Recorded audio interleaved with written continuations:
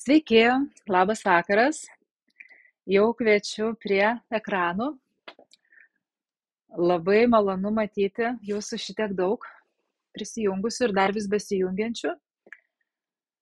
Aha, Lina rašo, kad nieko negirdžiu, bet kiti man rašo, kad girdi. Tai galbūt esate išjungusi savo kompiuterį. Parašykite, ar kiti girdite. Girdisi rašo, taip. Tai Lina, pabandykit savo kompiuterio pasižiūrėti. Va, dėkui, kiti sako, kad girdi puikiai, tai tikiuosi, kad taip ir yra. Na ir aš siūlau dar kokią 1-2 minutės luktelėti, nes matau, kad dar žmonės jungiasi ir per tą laiką labai kvieščiau parašyti jūs iš kokių miestų ar gal iš kokių šalių jūs jungiatės. Labai įdomu žinoti, iš kur mes visi esame. Aš jau šiandien esu Vilniuje, šiąnakt parskridom iš Korėjos. Labai smarkiai vėlavo skrydis, tai kažkaip jau buvau išsigandus, kaip čia bus su tuo webinaru, bet viską spėjau. Taip, Vilnius, Barcelona, Mažeikiai, Alytus, UK, Širvintos, Palanga, Jonava, Druskininkai, Šiauliai, Mažeikiai, Šveicarija, UK, Širvintos, Telšiai, Anykščiai, Juodkrantė. Wow, iš tikrųjų, kaip smagu, Kaunas, Šiauliai. Labai smagu, kad taip tokia įvairi auditorija ir Raseiniai, Pakruojis, Jurbarkas. Tikrai labai smagu, kad domitės, labai ačiū, kad prisijungėt. Amerika, Klaipėda, Klaipėda mano gimtasis miestas. Labai smagu iš tikrųjų. Ačiū, kad rašot. Ciurichas, Norvegija. Taip, tai čia visiškai pasaulinis seminaras, ar ne, iš visur, tikrai. Danija, labai smagu. Gerai, ačiū labai visiems parašiusiam, va irgi Širvintos. Taip, tai, iškart atsakau į klausimą dar ir paskui pasakysiu, kad į kitus klausimus atsakysiu webinaro pabaigoje. Tai Audronė klausia, ar bus prieinamas įrašas. Taip, įrašas bus. Galėsite jį peržiūrėti, atsiųsim prisijungimo nuorodą, gal kažkas norėsit, kad ir tie, kas žiūrit, gal ar kažką antrą kartą, ar kažkam parodyti ir pasidalinti, tai tikrai taip. Na ir dabar jau sveikinuosi su visais prisijungusiais, jau daugiau turbūt nebelaukim, pradėkim. Aš esu Toma Kumžienė, esu kuksando meistrė, tradicinės korėjiečių medicinos sasang specialistė, esu ergoterapeutė, taip kad turiu ir tokį, vakarietišką sveikatos priežiūros išsilavinimą. Čia įdėsiu tokią nedidelę skaidrę, kur matot daugiau čia tų mano visokių niuansų išsilavinimo, nes apie tuos dalykus kažkaip gal kartotis nelabai ir yra laiko, bet noriu trumpai papasakoti, kad savo kelionę į kuksando, į tą tradicinę korėjiečių mediciną sasang, tai, kaip minėjau, šiąnakt grįžau iš Korėjos, buvau kelių savaičių stažuotėje tradicinės korėjiečių medicinos sasang klinikoje pas gydytoją Joanam Seo. Su gydytoja mes bendraujam jau beveik 20 metų, iš tikrųjų 19 metų, nuo 2005 pabaigos.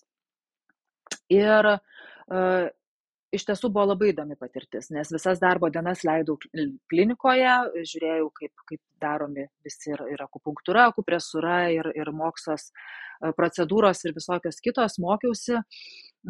O savaitgaliais, vakarais keliaudavom po Seulą, po Korėją, tai čia kuksando meistras Džinmok rodė ir šventiklas, ir kalnus, ir tokias šiaip įdomias vietas, pajūrį gražų, ir miestus.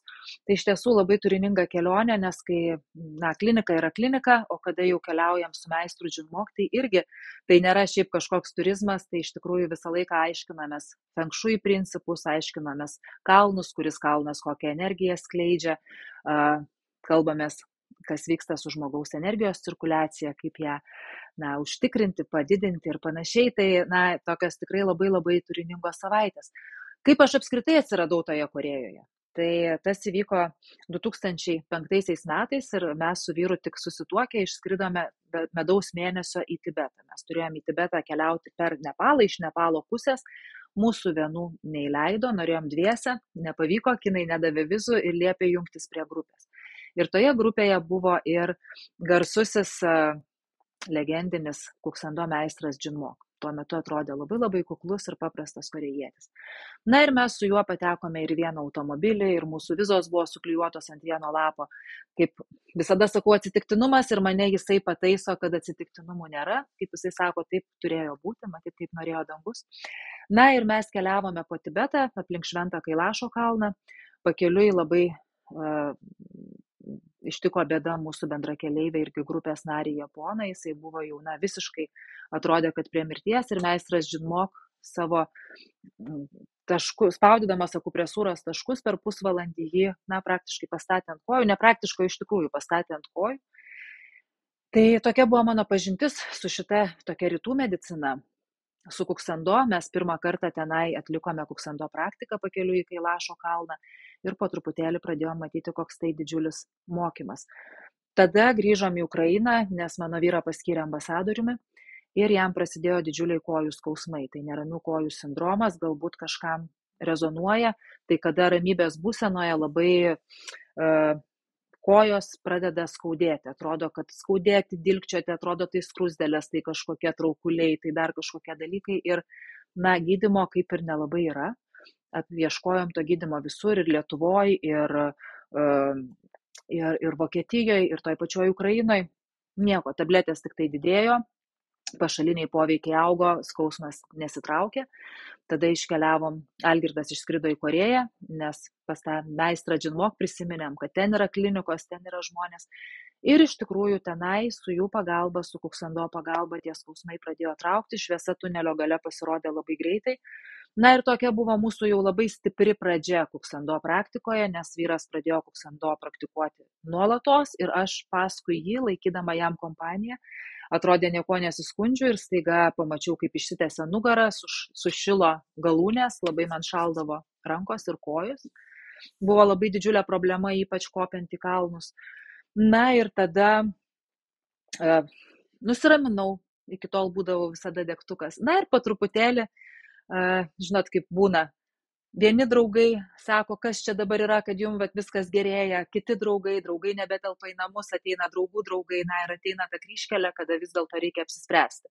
Arba niekam daugiau nebepasakot, arba jau pradėti skleisti rimtai ir plačiai. Tai mes pasirinkom antrąjį variantą, įkūrėm kuksando centrą ir nuo tada centrą įkūrėm 16 metais, 16 kuksando asociacija, 17 centrą. Na ir nuo tada jau tas kuksando tapo tokia jau ir profesinė gyvenimo dalimi. Tai tokia trumpa mano įžanga. Dar trumpai pasakysiu, kas yra tas kuksando, nes įsivaizduoju, kai žiūrėjau jūsų atsakymus, tų, kurie registravotės į seminarą, nes ten mes tokią nedidelę anketėlę jums davėm, tai ten iš tikrųjų didesnė dalis jūsų rašė, kad tai yra jums labai labai nauja kuksando ir kad jūs su šitą praktiką nesat susipažinę net teoriškai. Tai porą sakinių apie ją ir tuomet pereisiu prie mūsų seminaro, webinaro temų. Tai kas yra kuksando? Kuksando iš tiesų yra sveikatos mokymas, atkeliavęs iš Korėjos kalnų. Ir šitas mokymas yra apie žmogaus gyvybės energiją ir jos cirkuliaciją. Jeigu kalbam taip visiškai praktiškai ir konkrečiai, tada tai yra kvėpavimas, tai yra judesys, tai yra akupresūra, kada pirštų pagalvėlėmis spaudydami tam tikrus kūno taškus mes galime sumažinti skausmą, pagerinti virškinimą, padėti sergant tam tikromis ligomis, atkurti energijos cirkuliaciją. Ir tai yra mityba, tai yra gyvenimo būdas. Tai iš esmės yra didžiulė fundamentali sveikatos praktika, sveikatos mokymas. Ir kaip matėt, kai buvo mano ta skaidrė apie mane, buvo parašytas licenzijos numeris. Tai taip iš tikrųjų kuksando Lietuvoje yra licenzijuojamas ir šita praktika yra pripažinta kaip rytų medicinos paslauga. Tai yra rytų medicina. Tai yra iš tiesų, labai labai rimta ir vakarų mokslo įrodyta, jeigu kažkam kyla abejonių dėl kuksando ir rytų. Iš tikrųjų dabar pakalbėkime apie ką bus webinaras. Tai kaip ir žadėjau, aš norėčiau kalbėti šio webinaro metu būtent apie stresą ir nerimą. Tai buvo didžiausia dalis jūsų, kurie prisijungėte. Didžiausia dalis parašėt, kad turite problemą ir streso nerimo. Šiek tiek mažesnė dalis parašė, kad skundžiasi nugaros, sąnarių ir galvos skausmais. Tai apie tai būtinai pakalbėsime antroje dalyje. Na ir pabaigoje pakalbėsim apie mitybą. Ir pamatysit, kaip tos visos dalis, kaip jos betarpiškai yra susijusios tarpusavyje. Labai kviečiu likti iki pabaigos, nes pabaigoje atsakysiu į visus jūsų klausimus. Manau, kad pats mano pasakojimas, mano kalba turėtų užtrukti, apie valandą, manyčiau, gal gerą valandą. Ir po to bus laikas jūsų klausimams. Klausimus galite rašyti dabar išsyk. Ir aš paskui juos atsakysiu pabaigoje. Kodėl neatsakysiu iš karto dabar, neatsakinėsiu, todėl kad tai truputėlį blaško, tai blaško ir jūs, ir mane. Ir man atrodo, kad geriau pereikime per visą tą turinį, kurį aš esu pasiruošusi ir dėl kurio jūs čia susirinkote, o paskui pasižiūrėsim. Atsakysiu į viską, ką jūs klausite. Tai klausimus galite jau pradėti rašyti dabar. Čia yra, matot, toks burbuliukas apačioje chat, tai tenai paspaudę galite rašyti savo klausimus ir mes visus juos susiregistruosim ir atsakysim. Tai kiekvienoje dalyje, tiek kalbant apie stresą, tiek apie skausmą, tiek apie paskui mitybą, mes pakalbėsim ir kodėl atsiranda tos problemos. Ir kaip jas spręsti padeda būtent siūlo rytai, rytų medicina ir kuksando. Aišku, pasiūlysiu ir praktinių patarimų, parodysiu porą ir akupresūros taškų, tokių, mano galva, naudingų ir įdomių. Ir kalbėsiu ne apie tabletes, kaip sakoma, ne apie simptomo malšinimą, bet stengsiuosi kalbėti apie esmę ir priežastis kiekvienos iš šitų problemų. Nes kaip simptomą malšinti, tai iš tiesų ir vakarų medicina dažnai turi daug patarimų, bet neišsprendus esmės, nepašalinus to prigimtinės priežasties, tai tos problemos grįžta. Tai kalbėsim apie tai, ką daryti, kad jos negrįžtų ir nesikartotų. Žinau, kad kai kuriems rytų medicina atrodo nerimta. Užtrunka ilgai, reikia keisti gyvenimo būdą, įpročius, mitybą. Rasti laiko savo, rasti laiko poilsiui, išmokti nurimti, išmokti sutelkti mintis. Ne kažkur, kad tos mintis bėgiotų, bet susitelkti į akimirką, į save, į čia ir dabar, ir tai yra tikrai sudėtinga. Bet rezultatas, jau truputėlį papasakau apie rezultatą savo, kai aš buvau žmogus nesiskundžiantis, atrodo, jokiomis problemomis ir tai viskas pagerėjo gyvenime. Vyrui praėjo kojų skausmai. O šiaip žmonėm, tai ką mes pirmiausia pastebim, išsitęsia nugarą, užmiega žmonės labai greitai, sako, pagaliau užmigau, pagaliau užsimiegojau, traukiasi skausmai.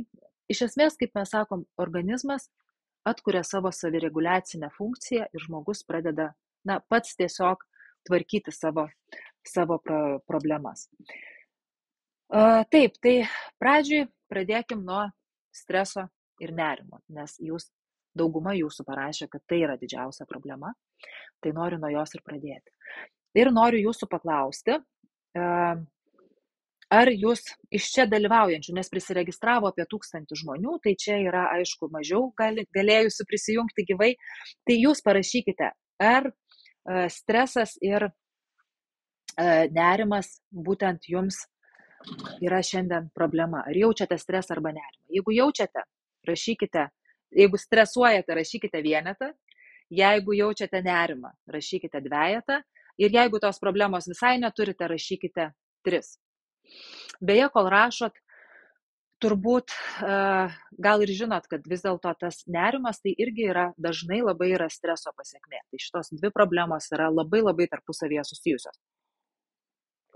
Bet dar beje pasakysiu aš jums ir vieną labai, tikiu, kad daugeliu netikėtą nerimo priežastį, kur kartais, kada ypač į ją labai verta atkreipti dėmesį, kada žmogus jaučia nerimą, bet nesupranta kodėl. Lyg tai viskas yra gerai, bet jaučiu nerimą. Tai taip, kažkas ir be skaičiaus, ne, labai gerai, labai džiaugiuosi už tuos, kurie rašo trejetukus arba ne, bet matau, kad vis dėlto dominuoja vienetukai ir dvejetukai. Ar ne, Eglė, mano kolegė va čia šalia, žiūri irgi jūsų visus atsakymus, atrodo, kad vis dėlto tai tikrai ir šitoje prisijungusiųjų grupėje yra rimta ir didelė problema. Ir sako miksas, kad yra ir streso, ir nerimo maždaug po lygiai. Taip. Tai kodėl mes dabar apie tą stresą ir nerimą kalbame apskritai? Ir kodėl tai yra blogai ir ką reikia su tuo daryti? Nežinau, ar žinojot, bet iš tiesų Lietuvoje išskirtinai vyrauja streso sukeliamos širdies ir kraujagyslių ligos. Be to, viena iš dažniausių mirties priežasčių yra insultas ir infarktas.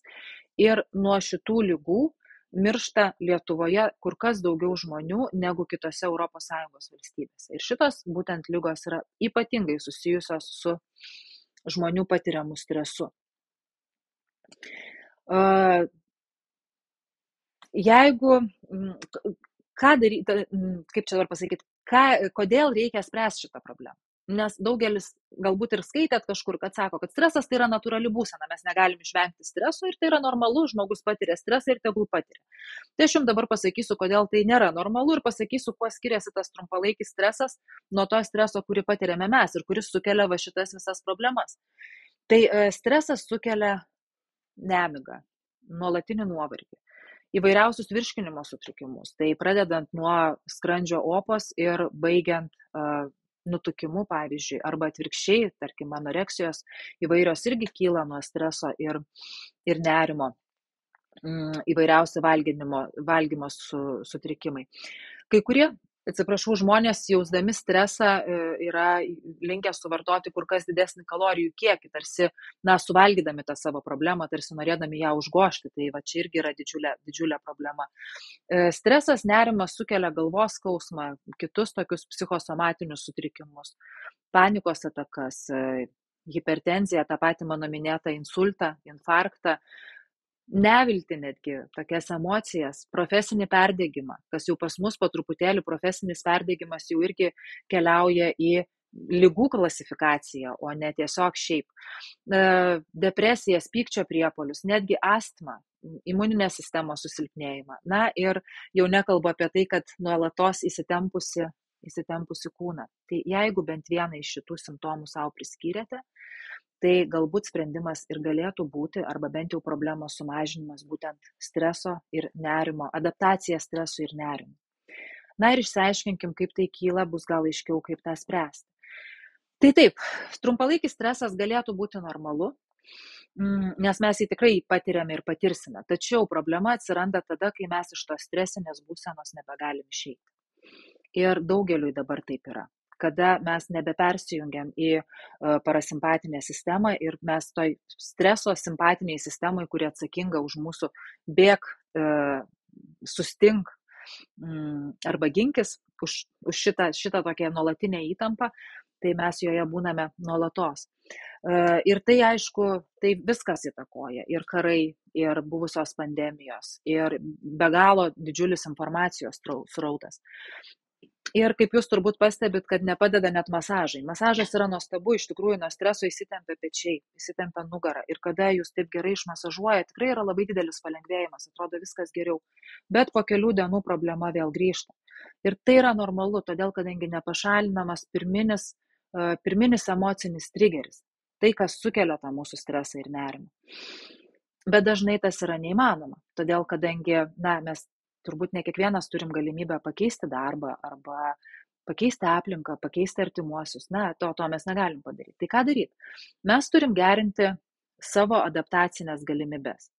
Mažiau ir netaip skaudžiai reaguoti į problemas ir iššūkius. Kaip tą padaryti? Mano supratimu, kiek aš domėjaus, vakarų medicina neturi daug pasiūlymų. Jie siūlo lengviau reaguoti, nesureikšminti, daugiau turėti pozityvių minčių. Bet patys suprantat, jeigu jums yra blogai ir aš pasakysiu, jūs galvokit pozityviai. Neišeina, būkim atviri, neišeina galvoti pozityviai, reikia daryti, ieškoti kitos problemos, kitos sprendimų.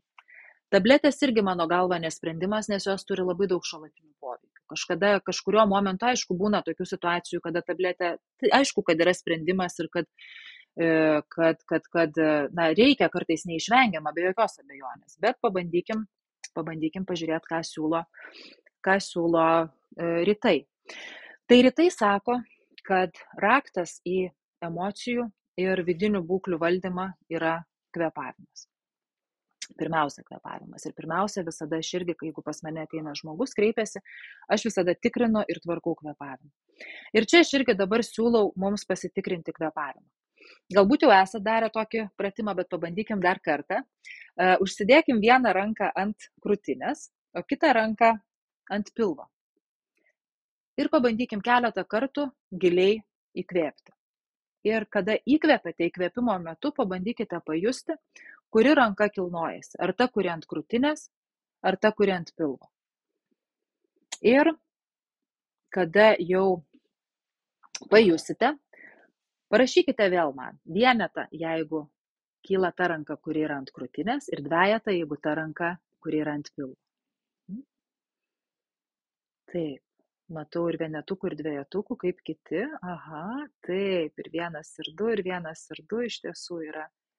Kažkam ir vienas, ir du, taip, labai dažnai būna ir taip, ypač jeigu žmogus stengiasi ir bando kvėpavimą nuraminti, nuleisti žemyn, dažnai būna ir vienetukų, ir dvejetukų. Ačiū labai už jūsų atsakymus. Taip, aha, abi, vienas ir du, taip, matau. Taip, tai dabar išsyk pasakysiu, tie, kas kvėpuoja krūtinę ir kurie parašė vienetuką, tai tikrai reikėtų mums su jumis truputėlį padirbėti ir dabar mes truputį apie tai pakalbėsim. Tie, kas parašėte dvejetą, tai jau yra labai labai geras ženklas, nes iš tiesų Kuksando ir Rytai sako, kad kvėpuoti reikia pilvu.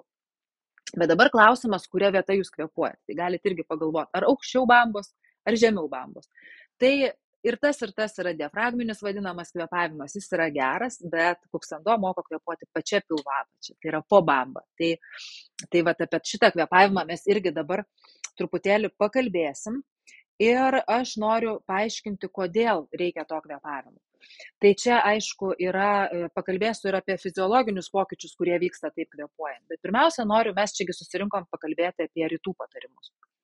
Tai noriu jums parodyti tokį energijos cirkuliacijos ratą. Kadangi dauguma rašėt, kad nesusipažinę su Kuksando praktika, tai manau, kad ir tai jums turbūt bus pakankamai nauja.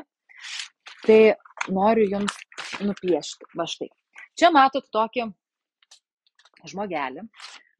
Žmogelį be rankų, be kojų. Čia įsivaizduokit, kad būtų akis, čia nosis, burna, tarkim. Ne, čia va bamba. Ir čia aš kalbėsiu metaforomis. Nepagalvokit, kad pradėjau sekti jums pasakas, bet man pačiai būtent tos rytų metaforos labai padėjo suprasti šitą būtent visą tą mechanizmą, kaip veikia mūsų organizmas pagal rytų dėsnius. Tai čia, kur matote širdis tai yra ugnies elementas. Žinote, 5 elementų teorija yra ugnis, vanduo, metalas, medis ir žemė. Ir ugnis yra čia širdis, čia krūtinėje. Ir čia kaupiasi visos mūsų emocijos, būtent čia, kur yra ugnies zona. Tai kaupiasi ir pyktis, ir nerimas, ir skausmas, ir liūdesys. Na, ir viskas, ko galbūt mes ne visada norime patirti, kaip tik, kad tų emocijų mes dažnai norime atsikratyti. Ir ugnis gamtoje turi tendenciją kilti aukštyn. Jeigu mes uždegam žvakę ar uždegam laužą, jisai liepsna kyla į viršų. Tai čia lygiai tas pats. Tos emocijos susikaupia ir kartais užtenka labai labai nedidelio trigerio ir jos sprogsta, jos kyla aukštyn. Ir jos prasiveržia rėkimu, verkimu, rauda, pykčiu, įvairiausiomis emocijomis. Ir streso valdymo teorijos šitoj vietoj neveikia, todėl kadangi jūs pirmiausia, tai yra sekundžių klausimas. Jūs kažkas sunervino ir jūs sprogot. Ir taip užtrunka keletą sekundžių, o tos protingos mintis, kurias jūs skaitėte knygose, kaip valdyti stresą, jos ateina truputėlį vėliau. Tai todėl mums reikia išsiaiškinti, koks čia mechanizmas ir ką mes su juo galim daryti. Tai štai, tai reiškia, ugnis kyla į viršų, o čia tokius 2 pailgus rutuliukus nupiešiau ir čia yra inkstai. Įsivaizduokim, kad čia yra inkstai ir inkstai yra vandens elementas pagal rytų mediciną. Ir vanduo, aišku, jisai, jeigu paleisit vandenį, jisai keliauja žemyn. Kad mes galėtumėm suvaldyti stresą, suvaldyti emocijas, mažiau reaguoti į stresą, kitaip tariant, stiprinti tą savo adaptacinį mechanizmą, mums reikia padaryti atvirkščiai. Mums reikia, kad ugnis leistųsi žemyn, o vanduo kiltų į viršų. Kaip tas vyksta? Kas tada vyksta? Jeigu mes ugnį nuleidžiam žemyn, bet čia aš brėžiu linijas, įsivaizduokim, ugnis leidžiasi žemyn, įkaitina inkstuose esantį vandenį, vanduo, kaip pagal fizikos dėsnius, kyla į viršų, garuoja, kyla štai čia, maitina stuburą, čia tokius burbuliukus nupiešiau, įsivaizduokit, kad čia stuburas, kaklas, ir nuo stuburo maitina šitą energiją visus vidaus organus. Pamaitina smegenis ir tada vėl kaip ir vanduo garais pakyla, kondensuojasi kažkur aukštai, tai šiuo atveju čia galvoje smegenyse, ir vėl šliūkšteli ant ugnies, nuspaudžia tą ugnį žemyn, ugnis vėl kaitina vandenį, vanduo kyla į viršų, vėl šliūkšteli ir čia mes užsukam mechanizmą, kuris rytuose vadinamas energijos cirkuliacijos ratas.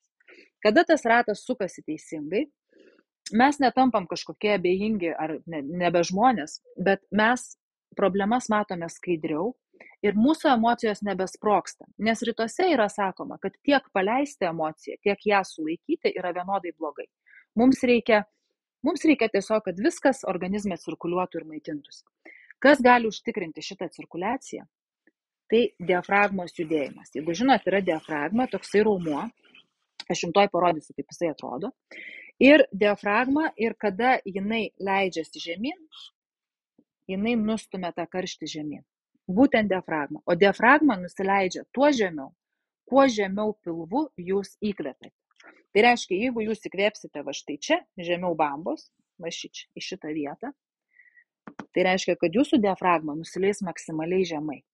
Nes jeigu jūs kvėpuojat krūtinę, diafragma nejuda ir visas tas karštis jisai lieka krūtinėje. Nežinau, ar jūs esate girdėję, bet mano močiutės kaime ir močiutė pati sakydavo, kai supykdavo, sakydavo krūtinė iškaito. Tai man labai siejasi su tuo irgi, būtent tuo pačiu, kad emocija tai yra karštis krūtinėje ir mums reikia tą karštį nuleisti žemyn ir atvėsinti. Tai va, dabar keliauju prie diafragmos. Diafragmą noriu jums parodyti, nes įsivaizduoju, kad gal ir ne kiekvienas žino, bet prieš diafragmą parodydama, žinot dar ką aš jums parodysiu, šnekėjau apie karštį krūtinėje. Ir čia visos emocijos. Ir jūs galit pasitikrinti, ar tikrai čia yra tos emocijos. Aš jums parodysiu tokią akupresūros tašką. Va čia, matot, yra nupieštas spalvotai, nupieštas mūsų krūtinkaulis. Ir jisai prasideda, kaip va čia yra duobutė kakle, va čia, matot, užčiuopt galit kaulą. Tai va čia jisai prasideda. Ir čia eina kaulas kieta ir va čia maždaug jisai baigėsi, kur jau vėl yra minkšta duobutė. Tai va tiek užima krūtinkaulis, jis paveikslėlyje yra nuspalvintas. Ir jūs pabandykit nykščio pagalvėle per visą tą kaulą taip paspaudinėti iš viršaus žemyn, per patį vidurį, bet iš viršaus žemyn ir pabandykit pajusti pačią skaudžiausią vietą. Tai kai surasit tą skaudžiausią vietą, žinokit, kad būtent čia kaupiasi jūsų emocijos. Mano skaudžiausia vieta yra čia. Bet įsivaizduokit, jeigu čia prasideda, čia baigėsi, reiškia šitas. Tai mano maždaug per vidurį. Tai maždaug per vidurį yra krūtinkaulio tas skaudžiausias taškas. Ir mes tas emocijas truputėlį valdyti galim ir iš čia. Jeigu mes kiekvieną dieną nykščio pagalvėle paspausim tą patį skaudžiausią tašką, paspausim ir pasuksim į širdies pusę paspaudę, va taip kaip aš darau dabar, tik į širdies pusę, į kairę suku, nežinau kaip jums galbūt veidrodinis atspindys. Tai po truputėlį mes tas emocijas irgi valysim. Tai tikiuosi, kad radot. Būtent jautriausiame taške, nes vienam bus truputėlį aukščiau, kitam truputį žemiau, bet būtent tam jautriam taške. Tai čia yra emocijų taškas. Na ir keliauju prie diafragmos. Štai. Paveikslėlis.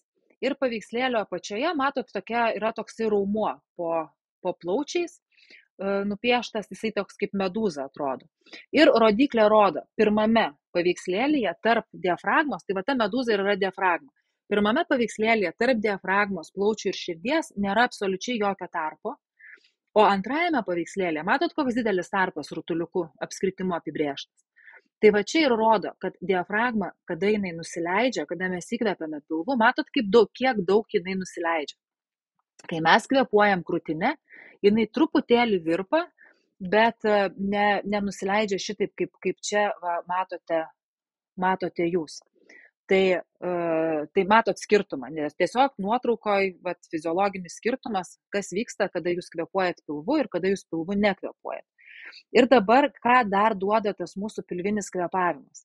Tai čia tiesiog užrašiau keletą tokių pagrindinių dalykų, kodėl mums reikia išmokti kvėpuoti pilvu. Beje, Kuksando tai ir yra kvėpavimo mokykla, kur mes būtent ir išmokstam kvėpuoti pilvo apačią.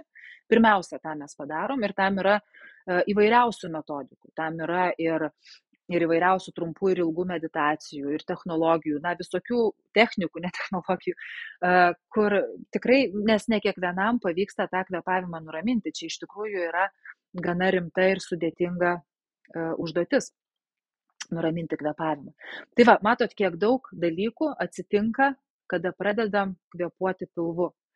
Ir čia parašyta pats pirmas gaminasi serotoninas, mano galva tai yra irgi labai labai svarbus dalykas, nes serotoninas tai yra laimės hormonas. Ir apie 80% jo gaminasi būtent pilvo apačioje žarnyne.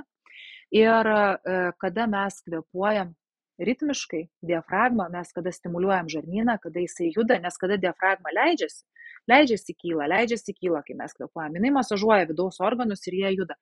Tai ten žarnyne užsikuria ištisas serotonino fabrikas ir mes turime daugiau laimės hormono, daugiau džiaugsmo. Ir tai irgi mums padeda kovoti su visais šitais dalykais, apie kuriuos mes dabar ir kalbam. Tai va, tai labai, labai daug dalykų, iš kurių kurie yra labai svarbus ir mano galva per mažai akcentuojami visur. Tai kad per diafragmą praeina ir limfos kanalai, ir kraujas, veninis kraujas. Tai diafragma yra toksai kaip siurblys. Jeigu diafragma nedirba, tai reiškia sutrinka ir limfos tekėjimas, sutrinka ir veninė kraujotaka, tai reiškia, kad atsiranda išsiplėtusios venos ir panašiai. Tai čia irgi tai yra labai labai susijęs su kvėpavimu. Tai nebūtinai yra vienintelė priežastis, bet labai labai didžiulė. Rytuose pasakytų paprasčiau, galbūt net nevardintų į limfą ir veninį kraują ar kitokį, sakytų tiesiog energijos cirkuliacija. Kada vyksta energijos apytaka, tada traukiasi negalavimai, lygos ir tvarkosi visi kiti dalykai. Tai kaip išmokti kvėpuoti? Nebūtinai iš karto pavyksta. Man yra buvęs atvejis, kada aš 3 mėnesius individualiai su viena moterim mokiausi kvėpuoti, kol jai tikrai pavyko nuraminti kvėpavimą. Dalis žmonių labai greitai pagauna kvėpavimą ir labai greitai supranta ir pradeda taip kvėpuoti. Aš jums siūlyčiau kvėpuoti mokytis atsigulus ant nugaros, nes kada mes stovim, tai diafragma yra ne tik kvėpavimo raumuo, bet jinai padeda palaikyti ir mūsų pusiausvyrą, kūno balansą. Kada mes atsigulam, pusiausvyros laikyti nebereikia, šita funkcija išsijungia ir diafragma gali susitelkti tik į kvėpavimą. Tai aš siūlyčiau atsigulus, pabandyti ir galite tiesiog, kas man labai padeda ir žiūriu daugeliu žmonių padeda, užsidėti štai svorį ant pilvo pačios po bambą. Aš tai čia nusisukau tiesiog kanteliuko galą, labai mėgstu šitą, nes jisai nėra sunkus, sunkaus nereikia. Reikia ne, kad jūs treniruotumėt pilvo raumenį, bet kad jūs tiesiog jaustumėt tą vietą, kuri turėtų išsipūsti, kai jūs įkvepiat. Tai galima bet kokį kitą, galima kažkokią knygą pasidėti ar kažką, ar akmenį iš lauko parsinešus ir pabandyti tai pakvėpuoti. Kvėpuoti reikia ramiai, tyliai, per nosį.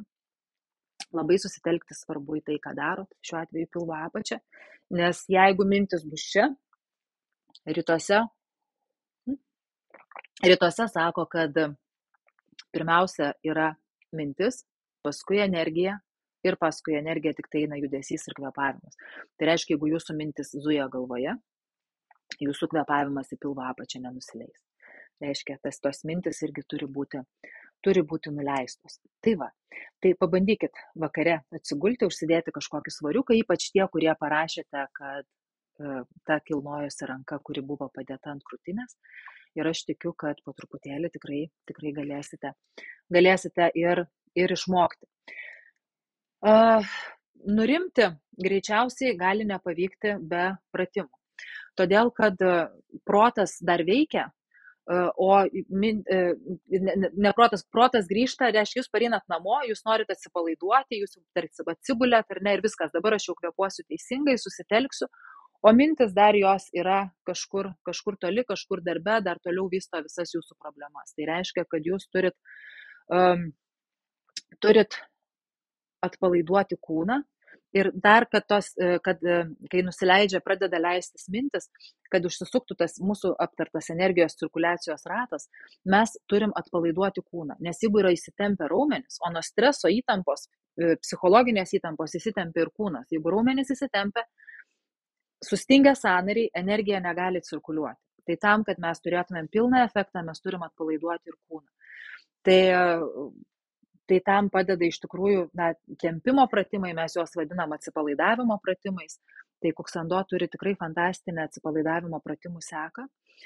Ir jinai užtrunka išmokus 15 minučių. Jeigu darom po vieną kartą vieną pratimą, tai apskritai galima per 7 minutės fantastiškai išjudinti kūną. Tai man tarnauja ir kaip ryto mankšta ir daugeliui, ir kada, pavyzdžiui, esi įsitempęs, susinervinęs, stresuojantis, tai padarai tos keletą pratimų, truputėlį pakvėpuoji ir žiūrėk, jau pasaulis pasidaro visiškai kitoks ir šviesesnis. Dar aš jums pasakysiu, čia prieš pereidama jau prie skausmų, prie skausmo, tai nugara, migrena ir sąnariai. Tai dar truputėlį pasakysiu vieną priežastį, tokią galbūt daugam bus netikėta, apie nerimą. Tai iš tikrųjų nerimą labai smarkiai sukelia ilgas buvimas mobiliuosiuose telefonuose. Kada mes nuolatos žiūrim į ekraną, mūsų regos laukas labai susiaurėja. Aš jau nekalbėsiu apie tos dalykus, kad tai yra šviesa mėlyna, kad tai yra nesibaigiantis informacijos rautas, kuris sukelia nerimą ir taip toliau, tuos dalykus turbūt jūs jau žinot. Bet man labai įdomus aspektas yra mobiliųjų telefonų, kad susiaurėja regos laukas, reiškia mes nebesidairom toliau, mes žiūrim tik tai į šitą ekraną, o mūsų smegenys iš senų laikų, iš mūsų protėvių laikų yra išmokytos, kad būtent kada sukiojasi kaklas, kada žiūri akis, regos laukas, kada yra platus, reiškia mes matom, kas vyksta aplinkui, skanuojam aplinką. Čia tada dar, kai žmonės ir medžiojo, užsiėmė tokiais dalykais, kada buvo kovos, pavojai. Smegenys tada žino, kad aplinkui nėra pavojaus ir jos yra saugios. Kada mes prieš save laikom telefoną ištisai, mūsų regos laukas susiveda į tiek, mažiau negu sprindi. Ir nors mes sėdim fotelyje, namuose, už nugaros sieną ir mes tikrai žinom, kad iš ten priešas neateis, smegenys netaip suprogramuotos. Ir jos nesijaučia saugiai, nes jos nežino, kas yra ten. Tai atkreipkite dėmesį, jeigu jaučiate nerimą ir nežinote jo priežasties, nejaučiate priežasties, nieko neatsitiko, niekas nevyksta, bet tas nerimas visą laiką čia kažkur cirkuliuoja. Pagalvokit apie tai, ar ne per daug jūs žiūrit į ekraną. Ir jeigu, tarkim, darbas galbūt yra, kada nuolatos reikia į jį žiūrėti, tai irgi pagalvokim apie tai, ką daryti su kaklu, kaip jį pajudinti akis, akių mankštą ir tokius dalykus. Ir apie mankštą kaklo aš dabar tuoj pat jums ir papasakosiu.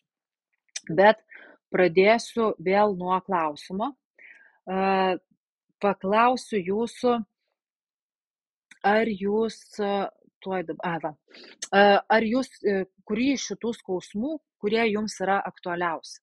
Jeigu jūs kalbate, jums problema yra galvos skausmas, migrenas, parašykite vienetą, jeigu nugara 2, jeigu sąnariai 3, jeigu nieko neskauda, rašykite 4.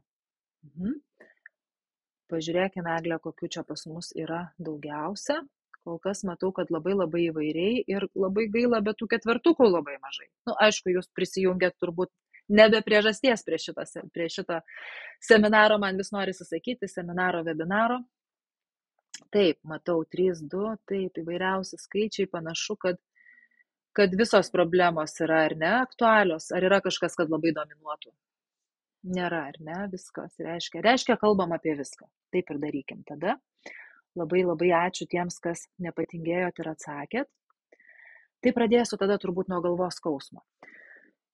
Galvos skausmas tai yra turbūt labiausiai paplitęs neurologinis simptomas.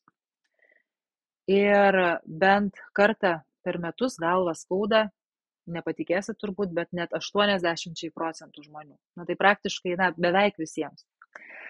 Ir, vakaruose galvos skausmas yra skirstomas į tokį pirminį ir antrinį. Tai antrinis tai yra sukeltas ligos. Tai dažnai, jeigu mes pašalinam ligą, pasveikstam, tai tas galvos skausmas ir praeina. Apie jį aš turbūt nekalbėsiu. O pirminis tai yra nesukeltas ligos, nesukeltas sveikatos sutrikimų.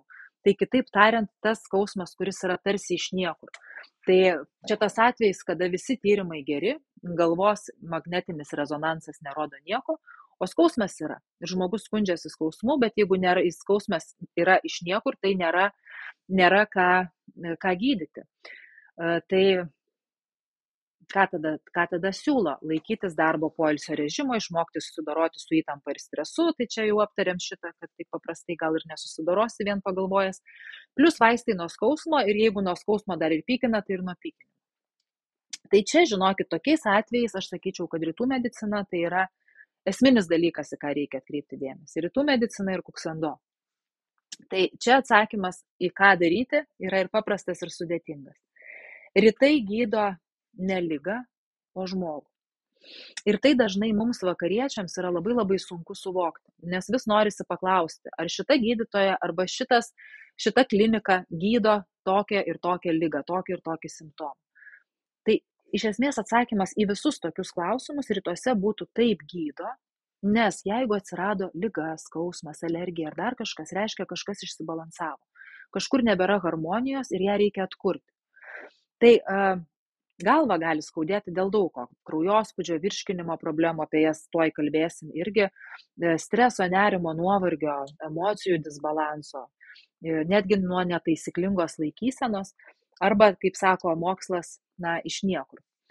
Tai galvos skausmą labai sukelia ilgą laiką neteisingoje padėtyje esantis kaklas. Ir čia aš vėl grįžtu prie mūsų būtent kaklo ir dabar galvoju, kur aš tą paveikslėlį pasidėjau. Norėjau vėl grįžti prie mobiliųjų telefonų, bet aš aišku jums galėsiu ir papasakoti. Jisai. Štai. Pažiūrėkit, kas vyksta, kai mes žiūrim į mobiliuosius. Tikiu, kad retas žmogus pakelia ekraną į akių lygį, o ne akis nuleidžia link ekrano. Tai pažiūrėkit, jeigu jūs tiesiai laikote galvą, tai galva sveria apie 5 kg. Jeigu vos tik 27 laipsnius palenkėte galvą, jau kaklas turi atlaikyti 12 kg svorį.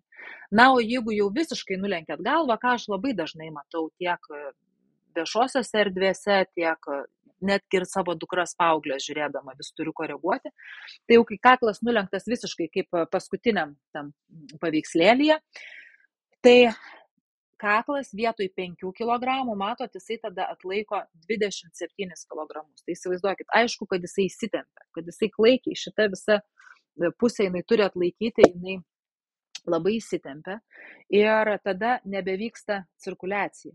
Kraujas, aš sakyčiau energija, bet jeigu jums šita savoka dar nėra visiškai priimtina, sakykit kraujas, visos maistinės medžiagos, jos nebepatenka į smegenis tiek, kiek jų reikia, nebemaitina jų ir aišku, tai atsiranda galvos skausmai, čia aišku regos susilpnėjimas ir kiti dalykai.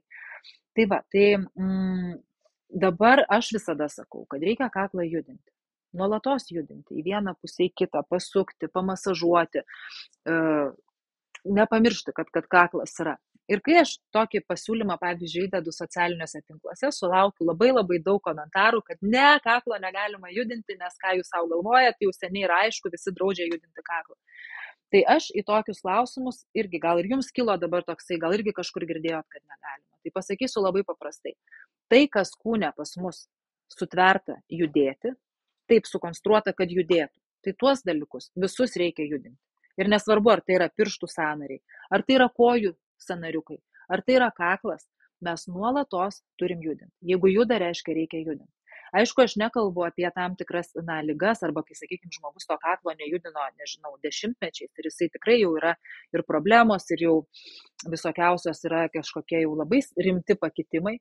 Tai aišku, nereikia iš karto sukti maksimaliai galvos. Gali ir susveikti tą galvą. Po truputėlį, po nedaug klausykite savęs, bet judinti būtina. Ir čia kažkas rašė, kad traška, bet neskauda. Tai tas traškesys, jis nebūtinai rodo problemą. Pažiūrėkit, sakykime, jeigu judinat visus sąnarius, kelius, čiurnas, riešus, tai būna, kad kažkur sutraška. Bet jeigu judinat kiekvieną dieną, ilgainiui tas traškėjimas dažniausiai praeina. Tai sąnarius judinti tikrai reikia.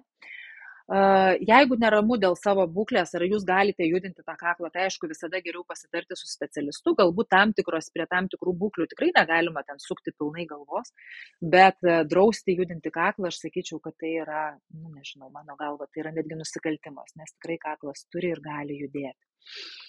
Na ir jeigu prisimenat, kad kai kalbėjom apie kvėpavimą, tą teisingą diafragminį pilvo apačios kvėpavimą, buvo parašyta, kad kvėpavimas didina plaučių tūrį, organizmas geriau aprūpinamas deguonimi, o jeigu taip nėra ir atsiranda deguonės stygius, tai aišku, kad tai sukelia galvos skausmą. Tai vėl mes čia grįžtam į pradžią, nuo kur pradėjom, mums reikia mokytis teisingo kvėpavimo. Necirkuliuoja energija, skaudės galvą. Kvėpuojate per aukštai, krūtinę, per dažnai lekuojate, skaudės galvą. Per daug minčių, nemokat nurimti, vėl skaudės galvą. Įtempti raumenis, nepasukam laiku, neatpalaiduojam, nedarom mankštos, skaudės galvą. Tai čia vėl grįžtu prie to, kad reikia savim rūpintis, reikia skirti savo laiko. Kaklui, galvai, pratimų įvairiausių ir to paties kvėpavimo tikrai turi kuksando ir tai yra absoliučiai fundamentali sistema ir jūs tikrai galite vien ją naudojantis labai labai išspręsti. Galvos skausmai tikrai praeina labai greitai ir vienas iš labai fantastinių pavyzdžių sėdi kitoj pusėje ekrano, tai yra mano kolegė Eglė, kuri kentėjo nuo baisių migrenų, iki pykinimo būdavo. Mes YouTube turim visą jos pasakojimą mūsų kanale kuksando, tai galite irgi pasižiūrėti, kai turėsit laiko, tai jai galvos skausmai praėjo. Ir čia gali padėti ir kuksando akupresūra. Aš jums parodysiu vieną tašką. Jisai tikrai labai lengva jį rasti ir jisai labai labai efektingas. Tai jisai yra viršugalvyje. Jeigu mes nuo abiejų ausų viršutinių galiukų, pačių aukščiausių ausų galiukų, mes brėžtume menamas tokias linijas į viršų link viršugalvio ir nuo nosies galo brėžiam liniją. Ir kur tos visos linijos susikerta, toj vietoj ir yra tas taškas. Akupresūros taškus mes beje spaudžiam tik gerai įkaitinę delnus, sušildę ir tik pirštų pagalvėlėms. Tai reiškia, mes dedam pirštų pagalvėlę ir spaudžiam šitą tašką. Beje, šitą tašką vieną iš nedaugelio galima spausti sulenkto piršto kampu nykščio. Tai aš mėgstu labiau taip, man kažkaip atrodo efektyviau. Ir spaudžiam. Spausti galite ir keletą sekundžių. Toks paspaudžiam, truputį atleidžiam, paspaudžiam, atleidžiam. Ir kai spaudžiat, tai labai gerai yra truputėlį ir užsimerkti ir pabandyti mintis irgi leisti žemyn. Įsivaizduoti, kaip tos mintis leidžiasi žemyn, kaip ta energija leidžiasi žemyn, kaip jūsų galvos skausmas leidžiasi žemyn. Tai tikrai labai labai efektyvus taškas. Beje, kinų medicinoje, jeigu ieškosit, tai bus DU20, vadinasi šitas meridianinis taškas. Tie patys principai, ką mes dabar kalbam, tai yra kvėpavimas, judesys, ta pati akupresūra, irgi tinka ir nugaros, ir sąnarių skausmui. Kodėl skauda nugarą ir sąnarius? Stuburas yra kaip karoliai ir juos reikia irgi judinti. Kaip karolius mes galim visaip sukioti į visas puses. Tai lygiai taip pat ir stuburą. Mes turim ir sukti, ir lenktis, ir suktis visaip ir į šonus, ir kaip tik tai išeina. Tai todėl tokios praktikos, kurios išjudina kiekvieną sąnariuką, jos yra labai labai vertingos. Tai mums reikia stiprinti ne tik tuos raumenis, kurie yra gražus, kurie formuoja mūsų figūrą ir kurių mes labai norim ir dažniausiai juos stiprinam, bet mums reikia stiprinti ir tuos mažiukus raumenis, kurie yra tarp mūsų stuburo slankstelių, nes būtent jie atskiria slankstelį nuo slankstelio, jie laiko stuburą, kad neatsirastų išvaržų. Ir taip pat stuburas turi būti ir atpalaiduotas. Tai labai labai svarbu dirbti su tais smulkiaisiais, giliaisiais raumenimis laikančiais mūsų stuburą. Ir čia vėlgi galbūt ir jums kirba klausimas, nes labai dažnas klausimas, kad aš turiu išvaržą, tai aš jau nebegaliu judėti. Aš buvau po stuburo operacijos, vėlgi nebegaliu judėti. Tai čia vėl aš pasakysiu, jūs privalot judėti. Todėl, kadangi net, kada padaro stuburo operaciją, ko tikrai niekam nelinkiu, bet net po to, jeigu jūs toliau tęsat prieš tai buvusi gyvenimo būdą, nieko nekeičiat ir nejudat ir nestiprinat raumenų, problema sugrįž. Ar toje pačioje vietoje, ir kitoje vietoje, bet jin tikrai grįž. Ir todėl tie pratimai, jie yra, iš esmės pagrindinis dalykas. Kad būtinai juos reikia daryti ir išjudinti kiekvieną tą kiekvieną raumenuką, nes nepašalinus priežasties skausmas vėl sugrįž. Stuburą žudo iš esmės sėdimas darbas, kėdė ir pasikartojantis judesys. Pavyzdžiui, jūs sėdit darbe ir paskutiniam stalčiui laikot popierių. Ir jums vis, kokius 5 kartus per dieną reikia, pasilenkti ir ištraukti tą popierių. Tai toj vietoj, nieko daugiau nedarydami, jūs puikiausiai galite užsidirbti labai labai stipriai išvaržą. Todėl, kad stuburas sustingęs, sukritęs, visą laiką mes negalim nuolat išsėdėti tiesiai. Tai reiškia, jūs tokį sustingusi stuburą vienu tokiu judesiu staigiu judinat ir išjudinat. Tai čia būna atsakymas tiems, kurie sako, nei aš čia sportavau, nei kažką kėliau, iš kur pas mane tai išvarža, aš nieko nedarau. Tai va todėl, kad nieko nedaro žmogus, tai išvarža ir atsiranda. Tai ką daryti? Jeigu nėra laiko kažkokiai ilgai treniruotei, stiprinimui, tai aš sakyčiau, bent kažkokių tokių trumpų, kaip pavyzdžiui, kuksando atsipalaidavimo pratimai, kur sakiau 7 ar 15 minučių. Meditacija, kvėpavimas, prisiminkit pakvėpuotis. Kvėpavimas irgi yra labai gerai ir darykite pertraukas. Aš, pavyzdžiui, užsistatau žadintuvą. Jeigu turiu daug darbo kompiuterių, nežinau, kaip įlendi į laiškus, įlendi į kažkokį, pavyzdžiui, ruošiuosi kokiam webinarui, tai kelios valandos pralekia kaip minutė. Tai ką tada darau? Tada statausi žadintuvą, jis suskamba. Atsistoju, atsisėdu. Arba pradedu dirbti atsistojus. Nueinu įsipilu stiklinę vandens. Pasiražau. Tiesiog ištiest rankas ir gerai ištempt kūną, pajudinti liemenį, pasiražyti. Arba, pavyzdžiui, sustingusią viršutinę kūno dalį labai puikiai išjudina pratimas. Čia manau, kad ir matysit, suimu rankas ir pasuku taip liemenį. Matot, mano rankos dabar yra tiesios. Šita dalis tiesi. Kitas pratimas, truputėlį 45 laipsnių kampų nuleidžiu, pasuku ir pakeliu, irgi pasuku. Ir taip jūs išjudinsit nugarą, atpalaiduosit ir tai irgi bus, šiokia tokia prevencija. Tai dar kas yra labai svarbu ir kur aš matau labai didelę klaidą, kokią daro žmonės. Jie neturi laiko darbo dienomis, bet jau savaitgalį tada jau iš karto šoka į sporto salę arba su vaikais krepšinį, su draugais futbolą ir tada, aišku, kažkokia trauma, kažkas, tai aš sakyčiau, kad geriau po truputėlį, po labai nedaug, bet kasdien, negu kad su dideliais tarpais ir tokiam priebėgom, bet labai labai stipriai. Tai sakyčiau, kad tai yra labai labai svarbu, koreguoti laikyseną, svorį, apie mitybą toj kalbėsim. Nes jeigu mes svorio nesureguliuojam, tai aišku, svoris labai apkrauna sąnarius ir sąnariai neatlaiko ir tada jau nebepadės turbūt ir tas judesys. Beje, sąnariams irgi labai labai reikalingas judesys. Ir sąnarius mes irgi turim išjudinti ir sąnarį maitinantis skystis gaminasi tik tai judesio metu. Tai reiškia, jeigu mes nejudam, sąnarys pasmerktas, kaip čia pasakyti, sudilti, mirti, tiesiog sirgti. Žmogus turi 206 kaulus ir maždaug tiek pat kaulų jungčių. Tai yra sąnariai. Ir mes visus juos turim judinti. Yra tokie standesni, kurie ten nejuda, bet iš esmės daugumą jų mes turime judinti. Ir pavyzdžiui, kuksando praktika išjudina sąnarius, kas praktikuojat, mačiau, kad čia yra praktikuojančių ir netgi kuksando specialistų prisijungusių, kas labai labai smagu. Tai galima, mes išjudinam net nuo kojos piršto sąnariukų iki kaklo sąnarių. Kiekvieną slankstelį, visą kūną pereinam, darydami tuos pratimus. Taigi tai yra labai labai labai svarbu ir judesys, kvėpavimas, gyvenimo būdas ir mityba, tai tikrai yra pats pagrindinis problemos sprendimas, kuomet mes turime jaučiame kažkokius tai skausmus. Ir čia vėl dar ką trumpai pasakysiu prieš pereidama prie mitybos temos, kad labai labai svarbu atskirti sportą ir atskirti judesį. Aš tikrai ne prieš sportą, aš pati sportuoju ir mėgstu, žaidžiu lauko tenisą, su draugais būna pažaidžiu ir kitus ten tuos visokius sportus, bet čia mes turime žinoti, kad kada mes kalbam apie sveikatą, mes kalbam apie tausojantį ir teisingą judesį. Tai kas, pavyzdžiui, yra ir toje pačioje kuksando praktikoje. Kas yra neteisinga? Neteisinga yra visą dieną stresuojančiam darbe praleidus, bėgti į sporto salę ir įsivaizduoti, kad jeigu jūs gerai išdaužysit bokso kriaušę, jūs tą stresą išliesit. Jūs neišliesit.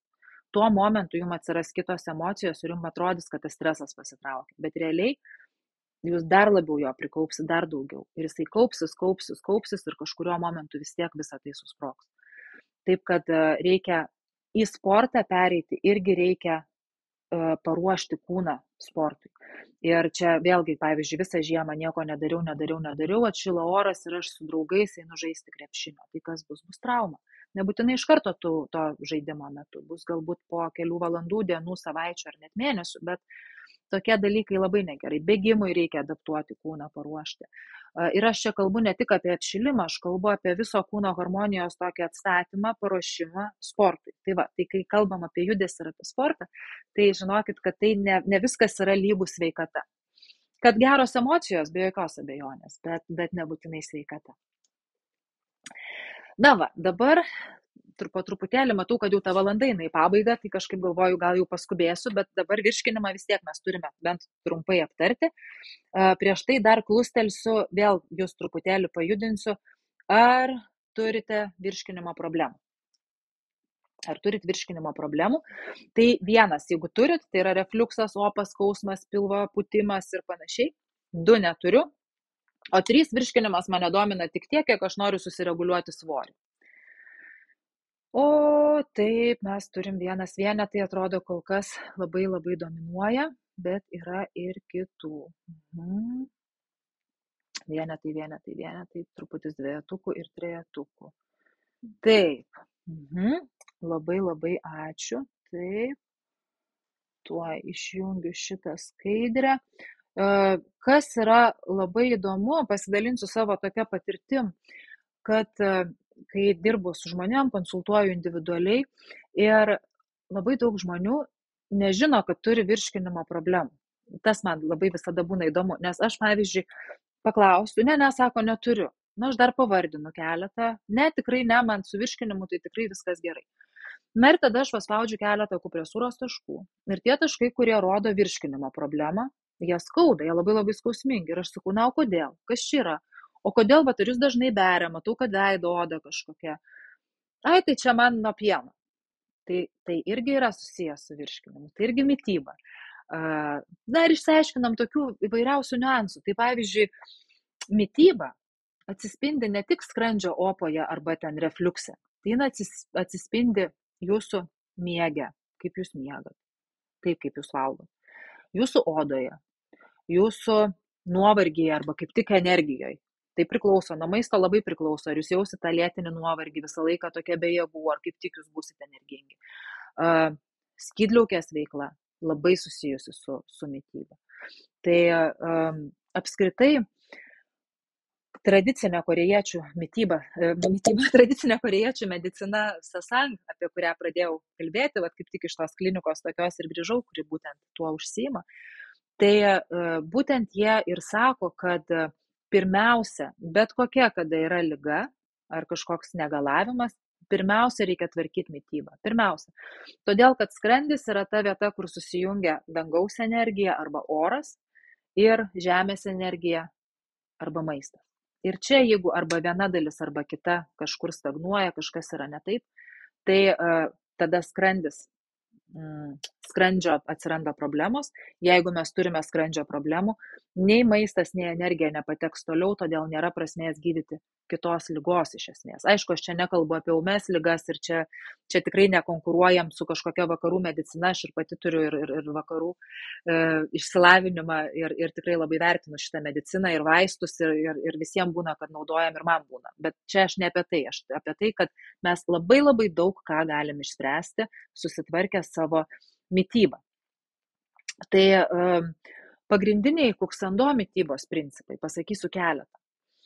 Tai yra valgyti kuo šviežesnį maistą. Labai svarbu, kad maistas, kuo daugiau maisto jūs galėtumėte gauti iš to regiono, kuriame gyvenate. Nes sakoma, kad kiekvienas regionas turi savo žolelę, kuri labiausiai padeda tam žmogui. Savo kažkokį vaisių, daržovę. Viskas mums tinka labiau, kas užaugia čia. Ir net jeigu mes imsim, pavyzdžiui, tą patį, aš visada duodu pavyzdį ženšenio, kuris auga, sako, kad geriausias ženšenis yra Korėjoje. Bet tie patys korėjiečiai gydytojai ir tas pats kuksando meistras Žinmok, jie sako, kad taip, ženšenis yra labai efektyvu, labai. Bet kiekvienoje šalyje jūs turit savo ženšenį. Ir čia, pavyzdžiui, Lietuvoje jie ženšenį prilygina kiaulpienės šakniai. Tai ir taip mes visada galim rasti paralelę. Tai jeigu turit galimybę rinktis Lietuvoje užaugusį produktą, šviežią, rinkitės tik iš čia. Na, suteikite pirmenybę lietuviškiams produktams. Na ir aišku, turi būti kuo mažiau perdirbtas, kuo mažiau apdorotas kūnas. Ko moko kuksando? Kuksando moko, kad kiekvienas žmogus, jeigu jisai yra harmoningas, jeigu jis yra subalansuotas, jisai gali pajusti ir turi pajusti, ko jam reikia. Jo kūnas geriausiai pasako, ko žmogui reikia, kokio produkto. Bet mes esam labai labai nutolę nuo savo prigimties ir mes savo įpročius, kurie ne visada yra sveiki, labai painiojame su organizmo poreikiais. Todėl mes nesam tokie išsigryninę. Tai iš tikrųjų pajusti organizmo poreikį, kad nebereikėtų jokių paskaitų, jokių sąrašų, jokių lentelių maisto ir panašiai, mitybos planų, tai tam labai padeda įvairios rytų praktikos. Tai gali būti ir joga, ir čigunas, ir kuksando. Tai ten, kur yra judesys, yra kvėpavimas, yra meditacija. Kad mes nuramintumėm protą, atpalaiduotumėm kūną ir tada, žinot, vyksta, man labai patinka meistro Žinmok. Beje, jo vienintelis vadovėlis apie kuksando, jeigu kažkam įdomu daugiau pasigilinti, tai yra vienintelis lietuvių kalba išleistas vadovėlis meistro Žinmok knyga, tai labai, labai rekomenduoju. Tai meistras Žinmok, jisai sako, kad būtent ta būsena, kada mes pasiekėm tą tokio aiškaus proto būseną, kada atsitraukia visi įpročiai mūsų tokie negeri, tai jisai lygina su tuo, kaip lėktuvas pakyla ir kyla ir iš pradžių jisai įskrenda į debesis, tie debesis tokie tiršti, juodi, nieko nesimato, arba balti, pilki, ir po truputėlį jie skaidrėja ir staiga jūs iškylat į visiškai žydrą dangų.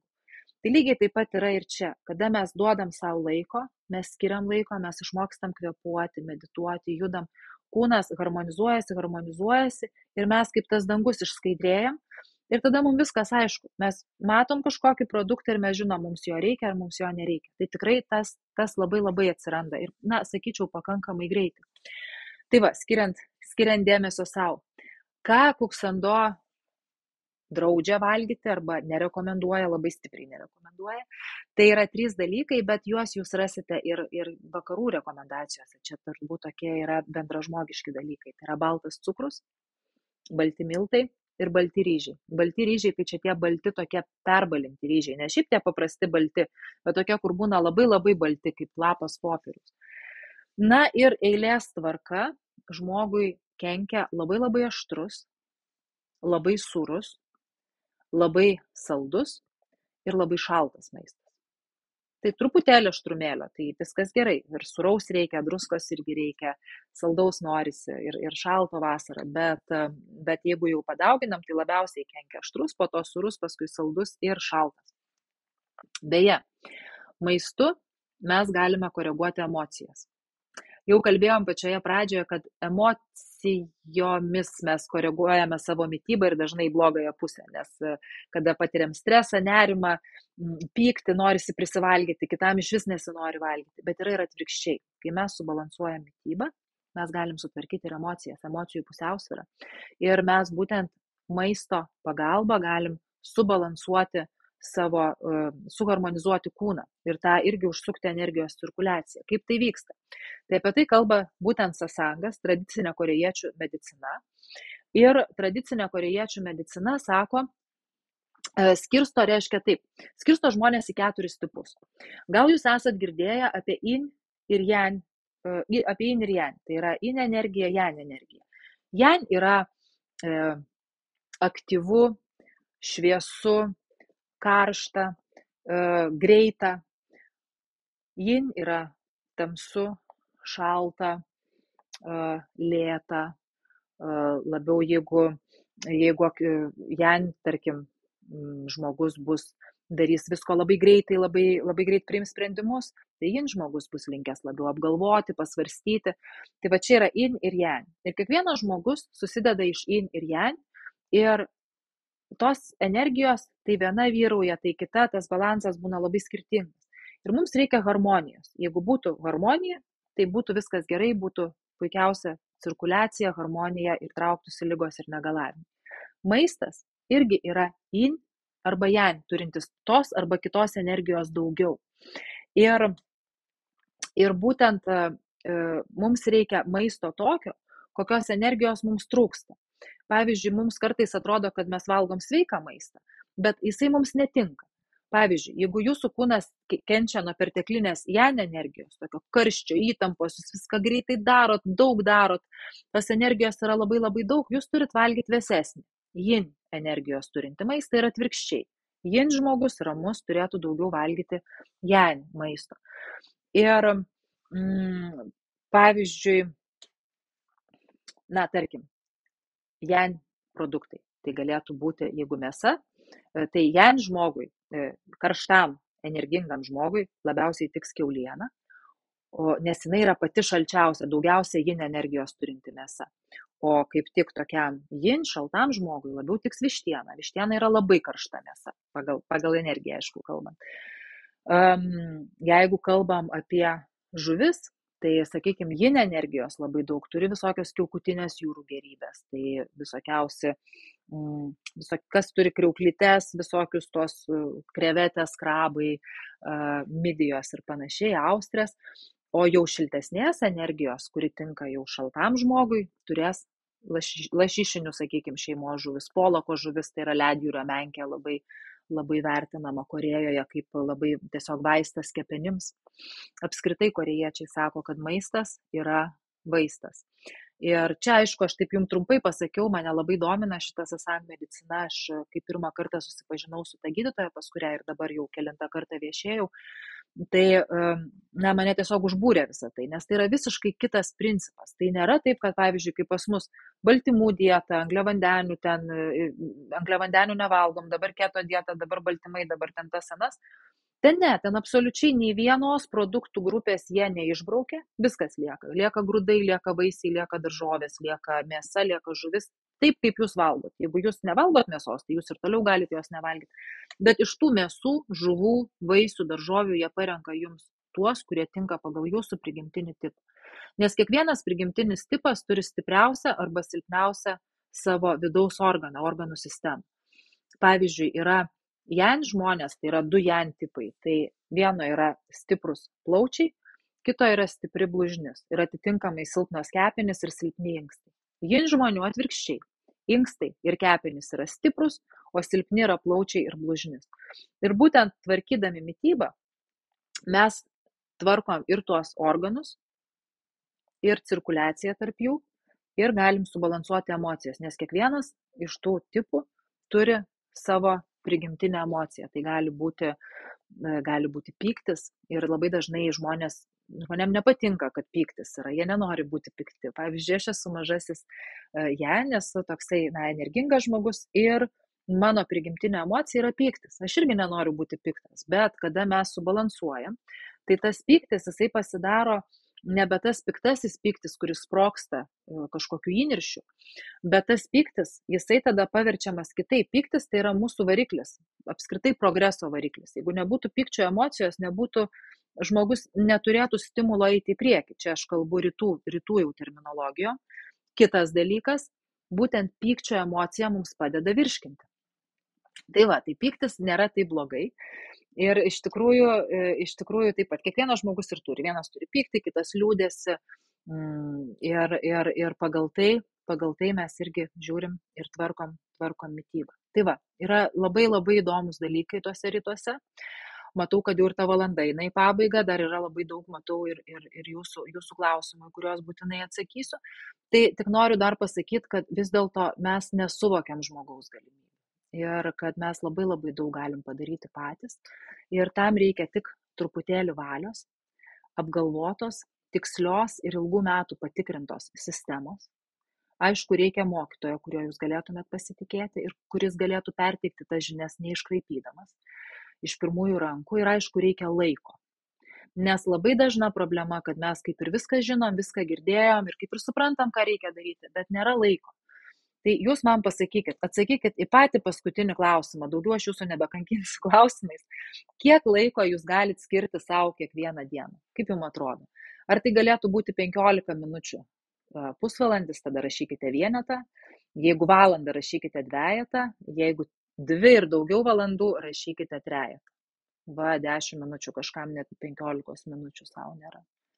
Aha. Ir vėl vyrauja vienetukai, dvejetukai, matau labiausiai. Aha. Taip. Na, labai džiaugiuosi už trejetukus, už tuos, kurie parašė 2. Irgi. Taip, skiriu 2, bet jaučiu poreikį 3. Taip, labai sakyčiau, kad geras jausmas ir labai geras pojūtis. Iš esmės aš pasakysiu, kad taip, aišku, tie, kurie parašė vienetą, tie, kas parašė 10 minučių, apskritai jau net ne tą mano pasiūlytą vienetuką, na, blogai, kad mes negalim skirto laiko savo. Bet kita vertus aš jūs puikiai suprantu, nes tikrai tas laikas bėga, jeigu yra darbai, yra vaikai, yra šeima, yra problemos, yra, būna sergantis artimieji, kuriuos reikia slaugyti. Na, įsisukam į tą gyvenimo ratą ir tikrai taip yra. Tai ką aš noriu pasakyti, kad kuksando iš tikrųjų tai yra tas dalykas, kuris tiks kiekvienam. Ir tam, kuris turi 15 minučių, 10, galbūt netgi 3 kartais. Ir tam, kuris turi valandą. Jeigu prisimenat, sakiau, kad geriau reguliariai ir po truputį, čia kai kalbėjau labiau apie sportą, negu kad prie bėgom, bet daug. Tai geriau truputėlį. Galbūt paskirsit minutę kvėpavimui, galbūt paspausit kažkokią akupresūros tašką, gal rasit laiko pratimams. Ir jeigu taip darysit kasdieną, pamatysit, kaip ir tas 15 minučių gali labai labai smarkiai pakeisti jūsų gyvenimą. Tai reguliarumas ir rutina yra labai labai svarbu. Apskritai rutina, tai žmonės sako nuobodu. Tai ne nuobodu. Rytuose yra sakoma, kad būtent rutina irgi mažina mūsų nerimą. Nes būtent rutina suteikia mums stabilumo, saugumo jausmą. Taip, kad nebijokim rutinos, o geriau į tą rutiną įsiveskim po kažkokį vis sveiką ir gerą įprotį. Tai kur aš dabar vedu, dar prieš pat jau atsakant į jūsų klausimus, tai noriu trumpai pristatyti tokią programą, kuksando būtent. Ir aš ją dariau būtent žmonėms, kurie neturi tiek daug laiko, bet jinai tinka puikiausiai ir tiems, kai turi laiko, tai viskas tinka, bet kai neturi ką daryti. Tai iš tikrųjų ta programa jinai truks 21 dieną ir tai yra apie kuksando, kurioje būtent mes susipažinsime su kuksando praktika. Ir visi susitikimai truks 15-30 minučių.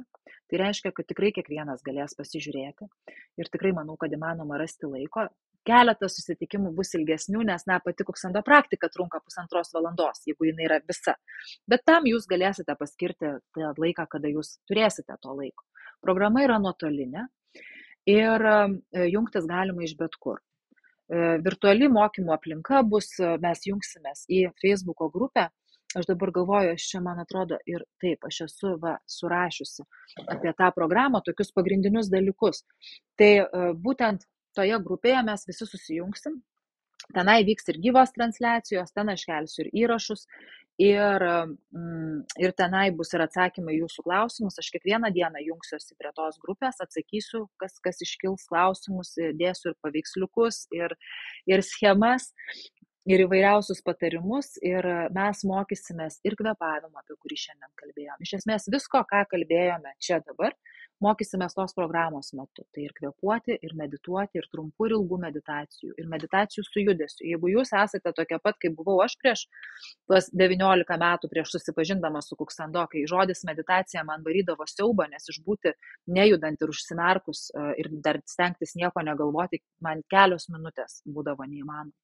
Tai mane išgelbėjo kuksando, nes kuksando meditacija yra keičiant pozas. Keičiant pozas, išlaikant kvėpavimo ritmą, labai labai yra įdomi ir labai labai greitai prabėga ir fantastiškai nuramina protą, palaiduoja kūną. Tai kada aš jau tą praktiką būtent užsiimu jau daug metų, tai dabar jau manęs nebegąsdina ir statinės meditacijos, kuomet tiesiog atsisėdi ir mane jos jau džiugina ir labai tokį tiesiog palaimos jausmą sukuria. Tai va, tai kodėl 21 diena? Dabar jau įvairiausių tų teiginių yra, bet vis tiek dominuojantis turbūt yra, kad įpročiai susiformuotų, įpročius susiformuoti reikia 21 dienos. Tai labai kvieščiau jūs dalyvauti, nes aš tikrai visą laiką būsiu toje programoje, kaip ir šalia, atsakysiu į klausimus, padėsiu, patarsiu, modifikuoti pratimus, jeigu kažkam atrodys, kad jie per sunkus kažkurie bus ar kažkas nepavyks, tai mes visą tą irgi sudėliosim, mokysimės ir pagrindinio akupresūros taškų ir kalbėsim dar ir apie mitybą daugiau. Tai iš tikrųjų šią programą ypatingai rekomenduočiau žmonėms, kurie nori išmokti kuksando, kurie domisi šitą praktiką, kurie patiria daug streso, nerimo, jaučia nuovargį, nesusitvarko su miegu, prabudinėja naktį arba pabunda ryte neišsimiegoja. Tiems, kurie neužmiega iš vakaro, kurie nori sustiprinti kūną, arba tiems, kurie nori tapti lankstesniais, labiau atsipalaidavusiais, kurie nori turėti daugiau energijos, kurie nori atkurti emocijų pusiausvyrą, kurie nebenori sprogti kažkokiamis emocijomis, kurie nori išmokti būti ramus. Ir aišku, kurie nori palengvinti skausmus ir negalavimus, kurie nori užsukti tą organizmo savireguliacijos mechanizmą. Ir per šitą programą mes išmoksim savarankiškai atlikti kuksando praktiką, meditacijų bus įrašai, turėsite įrankius, kurie jums padės tada, kada jų labiausiai reikės, kada iš tikrųjų ir norėsis atsipalaiduoti ir norėsis pabėgti nuo streso, įtampos, nuraminti mintis, išjudinti kūną, paspausti akupresūros tašką teisingą tada, kada jo reikia. Tai va, turbūt aktualu yra kaina, tai iš tikrųjų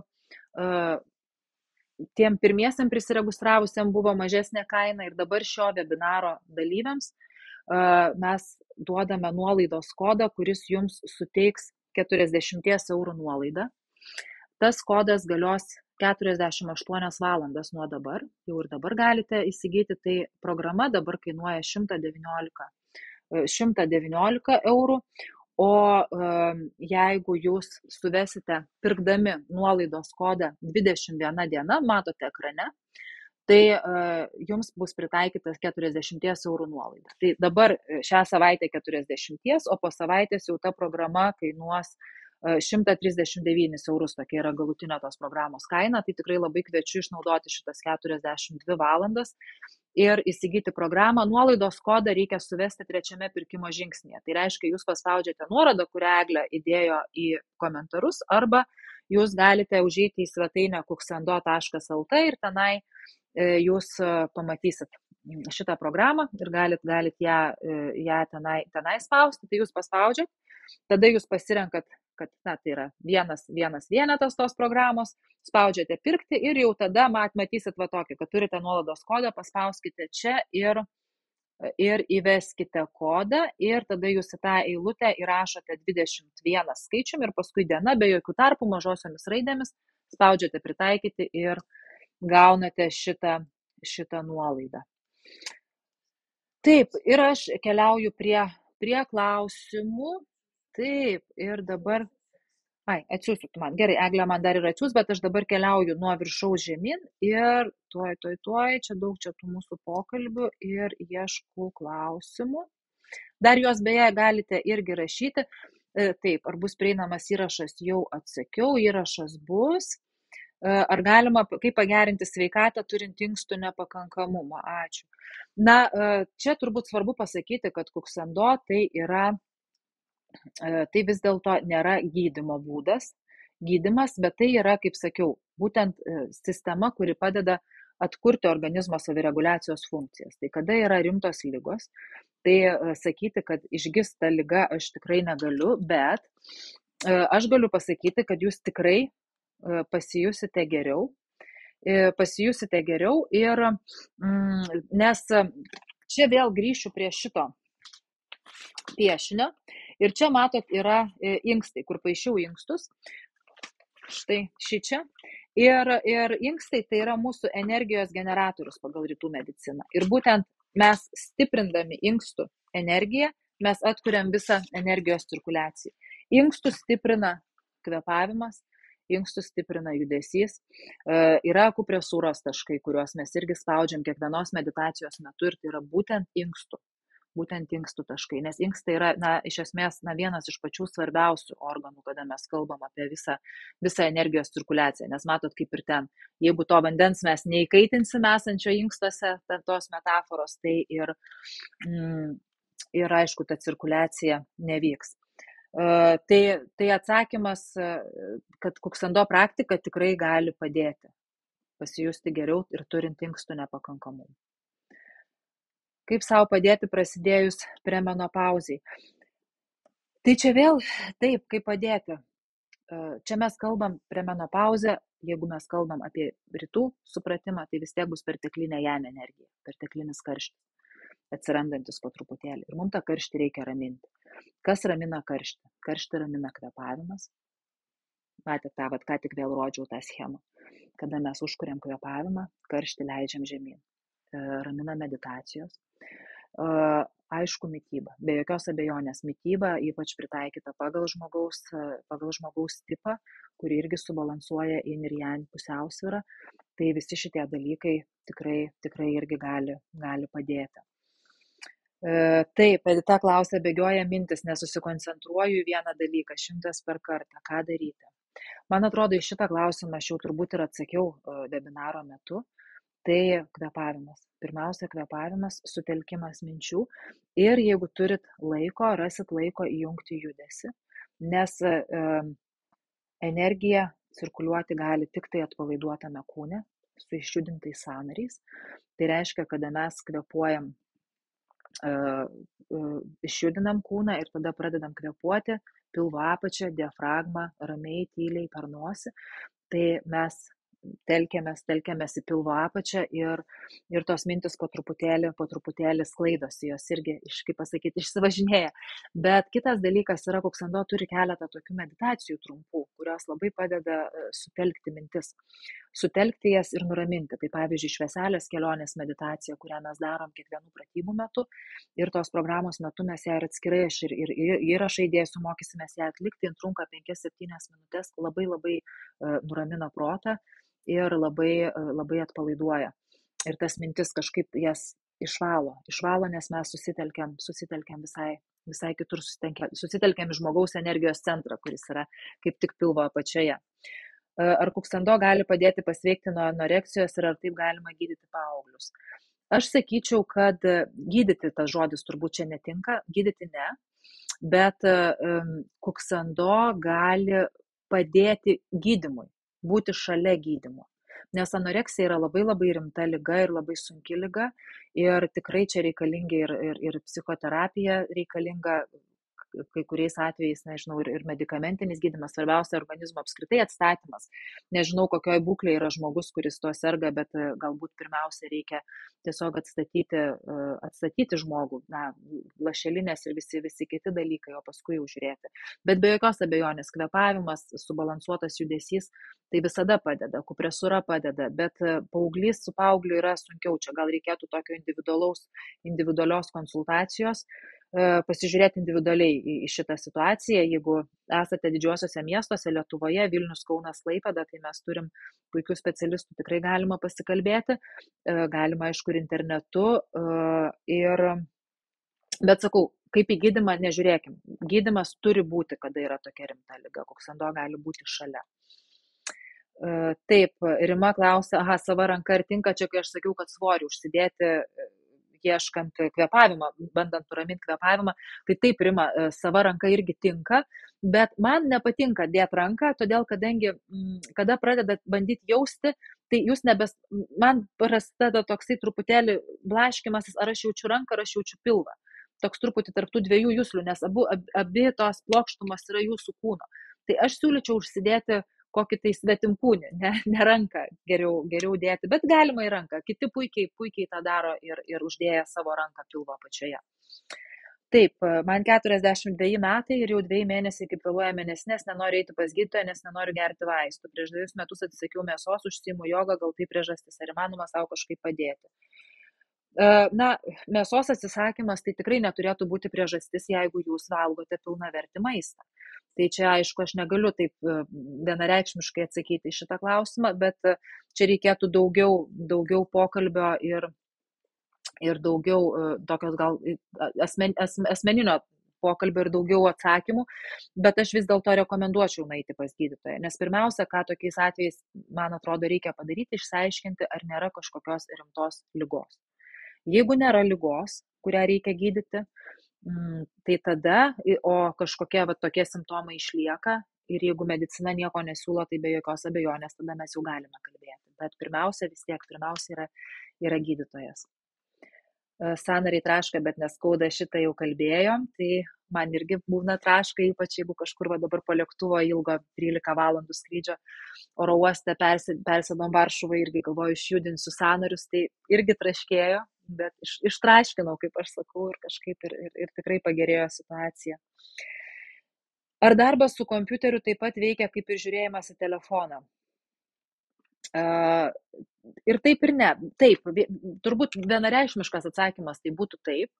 Aišku, kad veikia, nes tai yra ta pati mėlyna šviesa, tas pats informacijos srautas, ta pati koncentracija į ekraną, nes vis tiek, kada mes susitelkėm ir aš, jeigu jūs pastebite, aš kalbu jums ir aš po truputėlį lendu į tą ekraną, paskui vėl prisimenu, kad gal reiktų sėdėti tiesiai, atsilošiu atgal ir paskui ir vėl po truputėlį pradedu lysti tenai.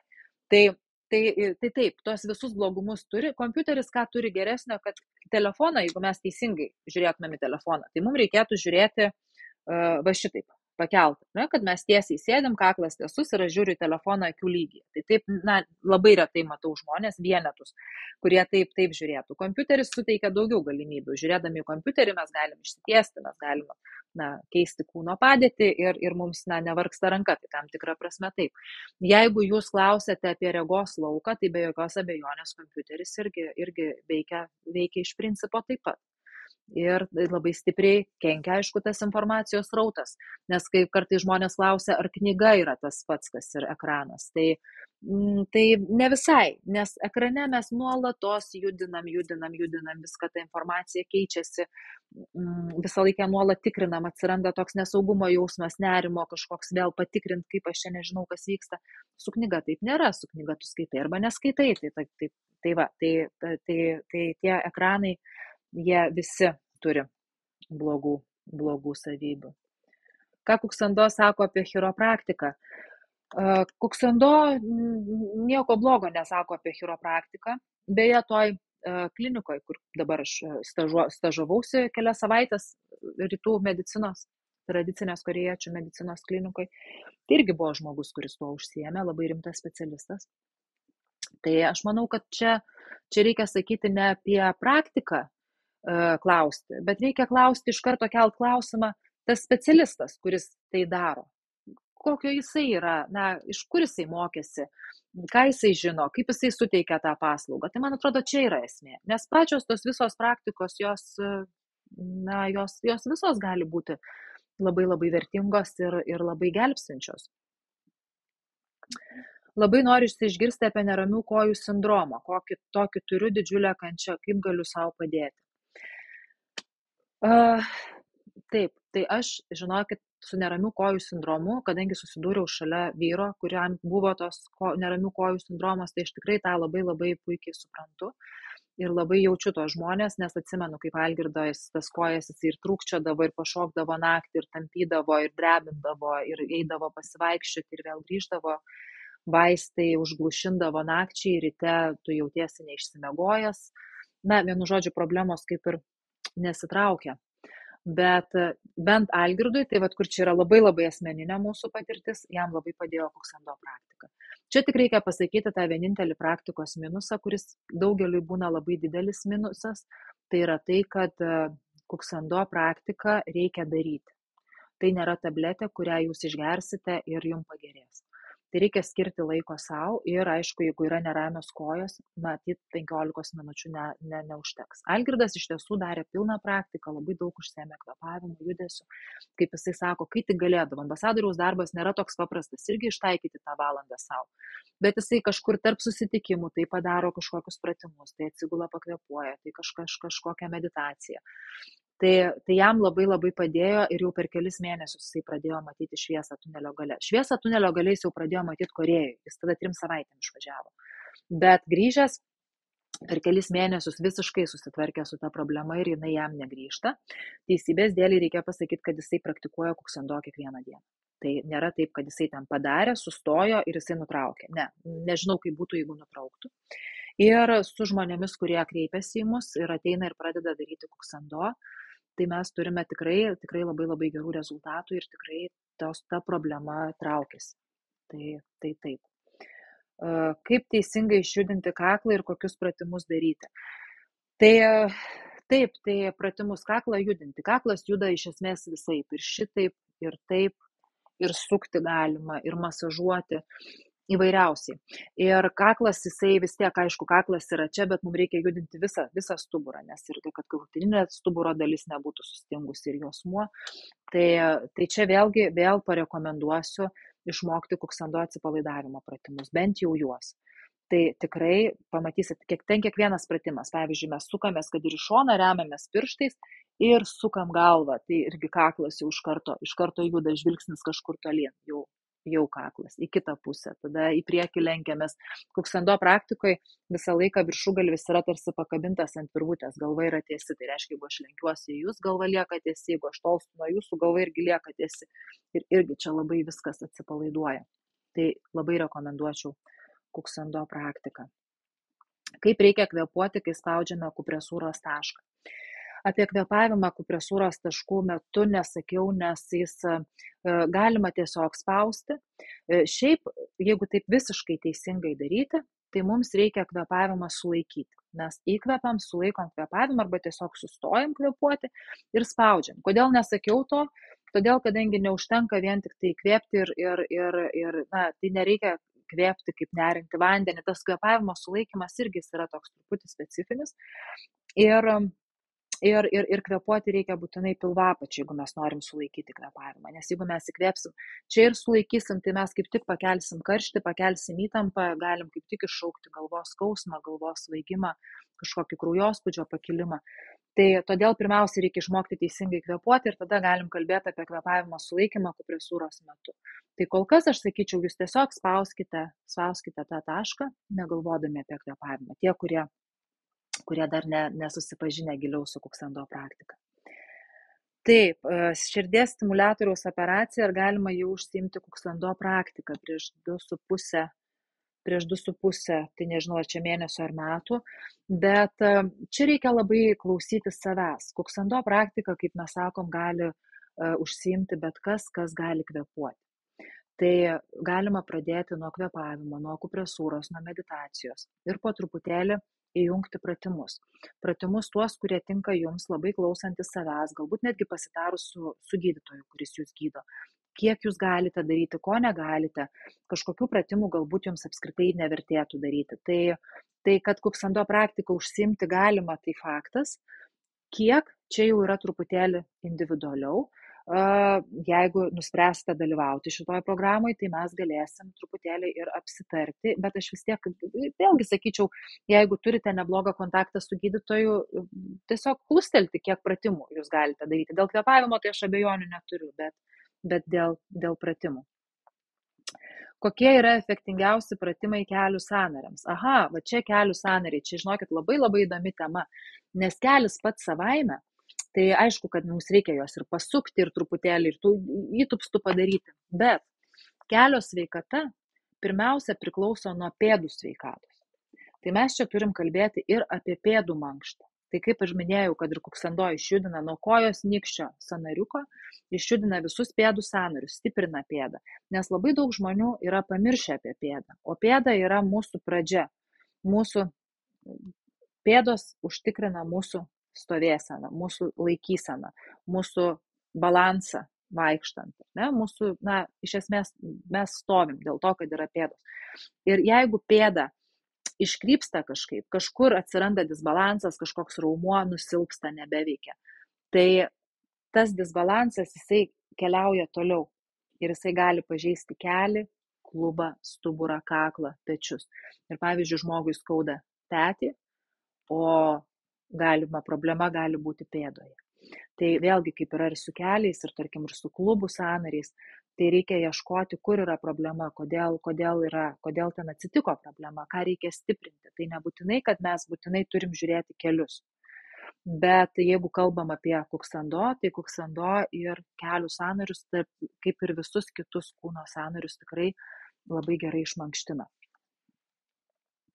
Bet aš siūlyčiau ne tik sąnarius kelių, bet ir pėdą būtinai mankštinti. Tai visokie ir tempimai, sukimai, pasistebimai, pavaikščiojimas ant kulnais, pirštais, pėdos vienu šonu, vidiniu išoriniu šonu pakreipus.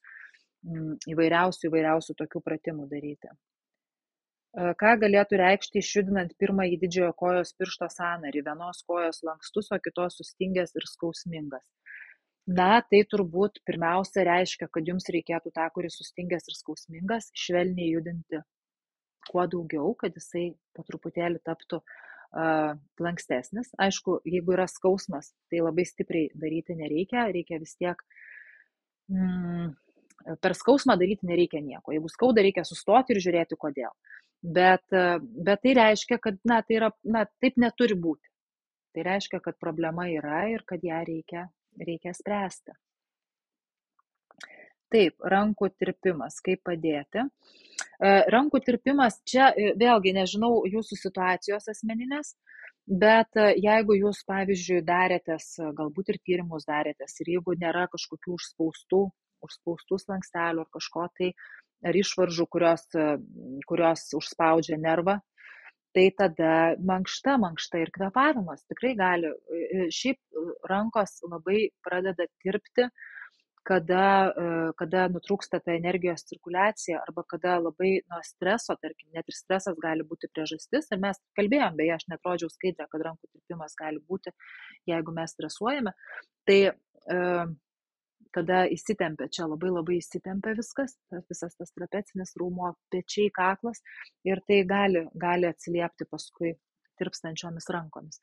Tai čia reiškia kvėpavimas padeda atsipalaiduoti, nuraminti, ir judesys irgi tą reiškia raumenį atpalaiduoja, ištempia, jeigu kalbėtumėm galbūt labiau vakarų terminais.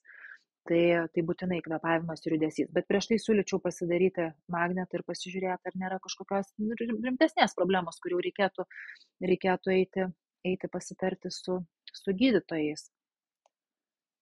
Taip, kaip reikia paruošti kūną bėgimui? Oi, tai čia jau reikia eiti padirbėti turbūt su treneriu. Tai yra daug tų pratimų, kurie tiesiog sutvarko pėdą, sutvarko raumenis, raumenų pusiausvyrą, kad jūs galėtumėt bėgti. Čia tiesiog užsiminiau apie tai, turbūt čia paskaita šiandien ne apie tai, tiesiog užsiminiau, kad žinotumėt, kad nėra sveika tiesiog nieko nedarius ilgą laiką, tiesiog išbėgti. Tai bėgimas toksai irgi nebūtinai yra tokiu atveju sveikas. O kitas dalykas, pavyzdžiui, gydytojas Dalius Barkauskas, kuris buvo ilgametis olimpinės rinktinės vyriausiasis gydytojas, jisai apskritai sako, kad netgi, pavyzdžiui, moterim, dėl to, kad jų klubai yra platesni dažniausiai, kad jom bėgimas apskritai netinka. Tai čia tokia, vėlgi čia galima padaryti visiškai atskirą didžiulę paskaitą apie tai. Mitybos įtaka skydliaukės veiklai. Taip, mitybos įtaka skydliaukės veiklai. Galvoju, kaip čia trumpai pasakyti. Trumpai turbūt neišeis. Čia, tai yra hormonų pusiausvyra. Hormonai tai yra tokia gal sudėtingiausia dalis mūsų organizme, kurią, jeigu mes norime koreguoti, tai mums reikia imtis visų tų mano anksčiau išvardintų komponentų. Tai kažkoks vienas maisto produktas turbūt net padarys didžiulės įtakos, bet viskas sumoje, tai teisinga mityba, nusiraminimas, labai svarbu nusiraminimas, proto nuraminimas, nes stresas ypatingai veikia skydliaukę. Ir čia mes vėl turim būtinai įtraukti judesį, nes mes nenusiraminsim visiškai neatpalaidavę raumens, neatpalaidavę kūno. Tai ir vėl sugrįžtam prie viso šito komplekso. O šiaip skydliaukės, galima šnekėti ir apie mitybą. Jodo dažnai reikia produktų su jodu. žuvies. Dabar, pavyzdžiui, mano skydliaukė irgi nėra mano stiprioji pusė, tai galiu pasidalinti, kad, pavyzdžiui, man dabar, bet čia individualu. Čia vėlgi negaliu taikyti to visiems, nes rytuose, kaip ir ateini individualią konsultaciją gydytojo, jisai patikrina pulsą, jisai užduoda labai daug klausimų. Ir tada pagal tuos visus atsakymus patikrina kvėpavimą, gali ir paspausti taškus, pasižiūrėti įtampas įvairiausias. Ir tada, pavyzdžiui, pagal mano situaciją, tai man rekomendavo vartoti aliejų. Sakė, kad būtų tik tai švarus ir geras, kad tinka ir mūsų alyvuogių aliejus. Jie labai vertina sezamo aliejų, nes tenai auga sezamai, jie turi jį šviežią, savą. Tai jie pirmiausia turbūt rekomenduos tokį, bet sakė, kad jums Europoje jums puikiausiai tinka alyvuogių, tik tai, kad jisai būtų geras. Ir man, pavyzdžiui, liepia valgyti kuo daugiau baltymų. Sakė, kad man trūksta būtent baltymo. Tai vėlgi tai yra labai labai individualus dalykas. Bet kad tai daro didžiulę įtaką, tai nėra abejonės. Kai valgau šviežias daržovės ar vaisius, tada ir būna stipriausias pilvo pūtimas. Tai galbūt jūs esate yin tipo žmogus, kuriam reikia labiau tinkami yra termiškai apdoroti produktai, bet čia dar reikia pasižiūrėti ir daržoves, kurias jūs valgote, nes pavyzdžiui, jeigu vienam tipui tiks agurkas, kitam tiks paprika ir atvirkščiai nebus. Tai čia vėlgi reikia pasižiūrėti individualiai ir pasižiūrėti, nustatyti pirmiausia, ką darytų Sasank klinikoje. Tai pirmiausia, nustatytų jūsų prigimtinį tipą ir žiūrėtų, kokie maisto produktai jums yra tinkami ir žiūrėtų, koks maisto produkto apdirbimas irgi jums yra tinkamesnis. Nes pavyzdžiui, jeigu reikia žmogui jan energijos, jeigu jam trūksta to karščio, tai maisto produktai turėtų būti labiau termiškai apdoroti. Ir atvirkščiai, jeigu reikia daugiau yin, tai tada mes jau valgysim daugiau šaltą maistą. Šaltą visom prasmėm, tiek šviežią šaltą, neapdorotą termiškai, tiek gali būti ir atvėsintas maistas. Tai čia irgi gali būti ir dėl to. Nuo ko reikėtų pradėti, norint praktikuoti kuksando? Parekomenduokite įvadinį kursą, geriau online ateiti fiziškai. Vasarą mes fiziškai dabar nieko nedarysime, turbūt rugsėjį arba spalį pradėsim jau fizinius susitikimus, o įvadiniam kursui, tai būtent ta 21 dienos programa, tai tikrai fantastiškai tinka, nes ten po truputėlį, kiekvieną dieną, aš esu pastebėjus, anksčiau darydavau dažniausiai tokius 3 arba net 4 valandų įvadus, kur mes viską ir judesį, ir kvėpavimą aptardavom, tai dabar aš taip nebedarau, man atrodo, kad retai darau tokius, nes žmogui yra per daug informacijos. Tai būtent dėl to dabar mes išdėliojame 3 savaičių tokį kursą, kur kiekvieną dieną po truputėlį. Vieną dieną jūs pasimokot kvėpuoti, kitą dieną jūs išmokstate akupresūros tašką, 3 dieną jūs išmokstat kažkokį judesį, 4 dieną sužinot kažką apie mitybą. Tai manau, kad būtent šita programa tai ir yra tikrai idealus būdas susipažinti su kuksando praktika. Virti ryžiai yin, kepti jan. Rima klausia. Ne viskas taip paprasta Sasank praktikoje. Ryžiai yra juodi, rudi, gelsvi, balti, yra lipnus ir yra birus, ir yra karšti, ir yra šalti. Tai šaltų ryžių, taip, virti ryžiai kepti. Ne, virtas keptas čia turbūt keliaus į tą pačią kategoriją, nes iš principo pašildytas maistas, jis gauna daugiau jan energijos. Tai ar virtas, ar keptas, čia matyt gal netiek svarbu, nebent į keptą pridėsite kažkokių dar priedų, kurie vėlgi tą energiją truputėlį modifikuos. Šiaip jeigu įdomu, tai juodas ryžis yra labiau yin negu baltas. Kaip sužinoti savo prigimtinį tipą? Tai čia geriausia ateiti individualiai. Ir mes darom kartas nuo karto programas kas kelis mėnesius, tai va dabar kaip tik viena prasidės, bet jau visiškai nebėra vietų, tai galiu pasiūlyti individualią konsultaciją, arba jeigu domina tokia nuotolinė programa, neturite galimybės, tarkim, ateiti į Vilniuje arba nenorite individualios, tai galite parašyti mums info@kuksando.lt ir pasakyti, kad jūs domina tokia programa.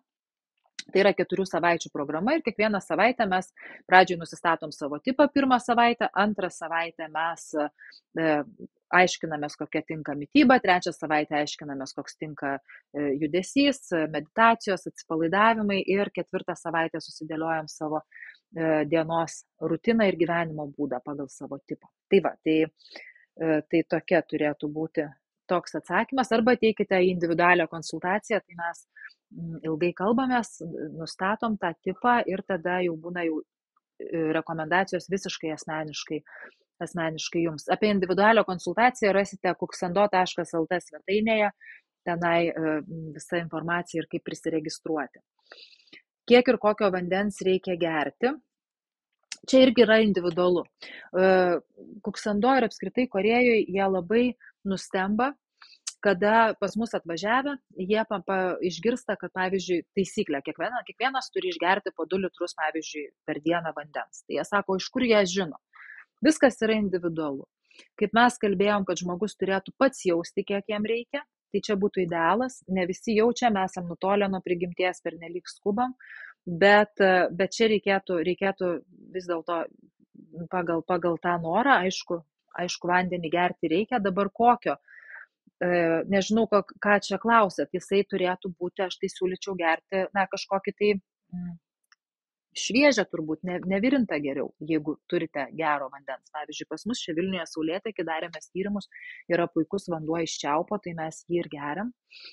Šaltinio tekantis vanduo turės daugiau jan energijos, negu, pavyzdžiui, stovintis vanduo šulinyje. Tai galima ir pagal tai žiūrėti, bet šiaip aišku, vandens labai reikia. Kokia jūsų nuomonė apie iškrovos dienas? Meistras Džinmok sako, kad per vieną bado dieną prarastai energijai atgauti reikia 3 dienų, minimum 3 dienų. Tai čia turbūt toks atsakymas būtų. Ir jisai sako, kad jūs neužsiterškit, tada nereikės badauti. Bet jeigu mes kalbam apie šiaip mitybą, tai pagal rytų medicinos principus, tai visi virškinimo organai dirba maždaug iki pietų, iki kažkur 3 valandos ir po to jie pereina į tokį poilsio režimą. Tai reiškia, jeigu jūs esate sveiki, jūsų nekankina skrandžio rūgštingumas, kada jūs galite daryti pertraukas tarp maisto, tai anksčiau pabaigti valgyti ten 4 valandą, jeigu neišeina 5, 6, arba valgyti, pereiti prie visiškai tokio lengvo maisto, kažkokio sultinuko, tai tada būtų sveika. Bet čia nekalbu apie tuos, kurie dėl tam tikrų problemų, dėl opos, pavyzdžiui, arba rūgštingumo, kurie turi nuolatos valgyti po nedaug, bet dažnai. Tai čia šitas atvejis netinka. Daugiau praktinių užuominų prašau, tai dabar nebežinau, apie kokią čia mes kalbėjome temą. Tai labai daug praktikos bus programai, kuri va čia tuo jau startuos, tai labai kviečiu tikrai tenai.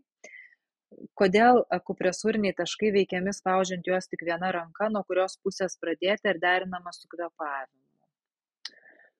Akupresūros taškas yra vienas. Tai jį mes spaudžiame vienu pirštu, net ne vieną ranką. Mums nereikia 2. Mums užtenka vieno. Visada spaudžiam tik vieną tašką vienu metu, todėl kad mes kuksando, čia kalbu apie kuksando akupresūrą. Kuksando, jeigu prisimenat, yra mokymas apie žmogaus gyvybės energiją ir jos cirkuliaciją. Akupresūros tašku mes pasiunčiam žmogaus energiją. Ir ta energija veikia, kada jinai gali cirkuliuoti. Jeigu energijos cirkuliacija sustoja, pasidaro blokas ir toje vietoje atsiranda skausmas, liga, problema. Tai jeigu mes vieną tašką spausime vienu metu, mes pasiūsime energiją, kuri cirkuliuos ir dirbs savo darbą. Jeigu mes spausime 2 taškus vienu metu, tai ta energija kažkur tai jinai susikirs, susijungs ir ten gali atsirasti sąstovis. Todėl tik tai viena piršto pagalvėle, vieną tašką vienu metu. Kaip jūsų mityba pasikeitė pabuvus Korėjoje? Minėjote storiuose, kad viskas apsivertė. Taip pat minėjote, kad kažkokius maisto produktus gydytojai iš Korėjos griežtai uždraudė naudoti. Aš Korėjoje lankausi nebe 1 kartą. Mano mityba pasikeitė apskritai pradėjus praktikuoti tą sasang mediciną ir kuksando. Aš esu mažasis jan tipas, man skirtas maistas nelabai patinka, bet jisai man iš tikrųjų suteikia labai daug energijos. Ir aš tikrai jo nesivadovauju tuo kiekvieną dieną visą gyvenimą. bet stengiuosi. Kiek galiu stengiuosi, bet mes visi esam socialios būtybės ir čia vėlgi apie tą mitybą kalbant labai noriu pasakyti, kad labai labai yra svarbu jausti malonumą. Nes jeigu mes, čia visada cituoju vėl tą patį gydytoją Dalių Barkauską, jisai sako, kad geriau su dideliu džiaugsmu suvalgyti hamburgerį, negu susiraukus graužti obuolį, tai malonumas yra labai labai svarbu.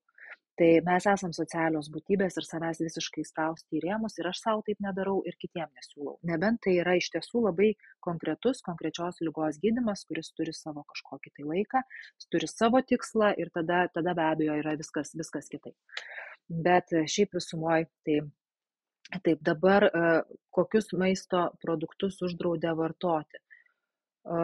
Man, žinokit, neuždraudė. Aš dabar galvoju, kokį jūs storį paskaitėt. Aš neprisimenu, kad aš būčiau apie tai rašiusi. Gal tiesiog minėjau, kad kai kam draudžia naudoti kažkokius dalykus. Tai tikrai tai būna. Ir pavyzdžiui, jeigu žmogų kankina alergijos, visokiausios alerginiai dalykai, tai čia ne visada, bet labai dažnu atveju, pavyzdžiui, draudžiame vartoti karvės pieno produktus.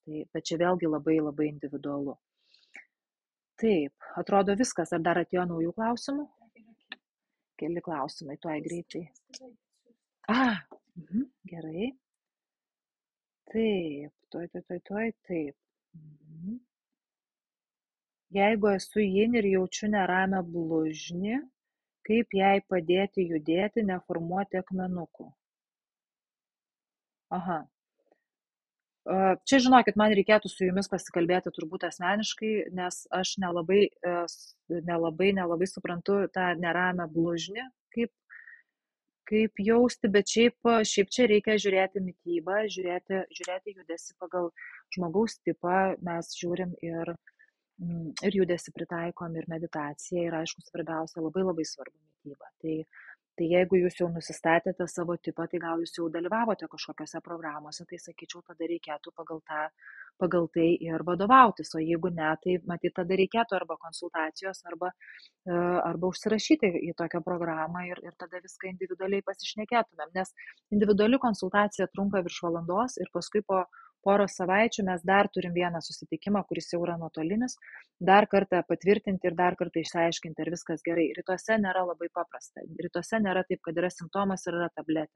Čia turi labai labai daug išsiaiškinti dalykų ir žmogaus prigimti, kodėl taip atsitiko, kas atsitiko, kaip jis į ką reaguoja, ką jis mėgsta, kodėl, kaip jis miega, kaip jis tuštinasi, kaip jis, begalė klausimų.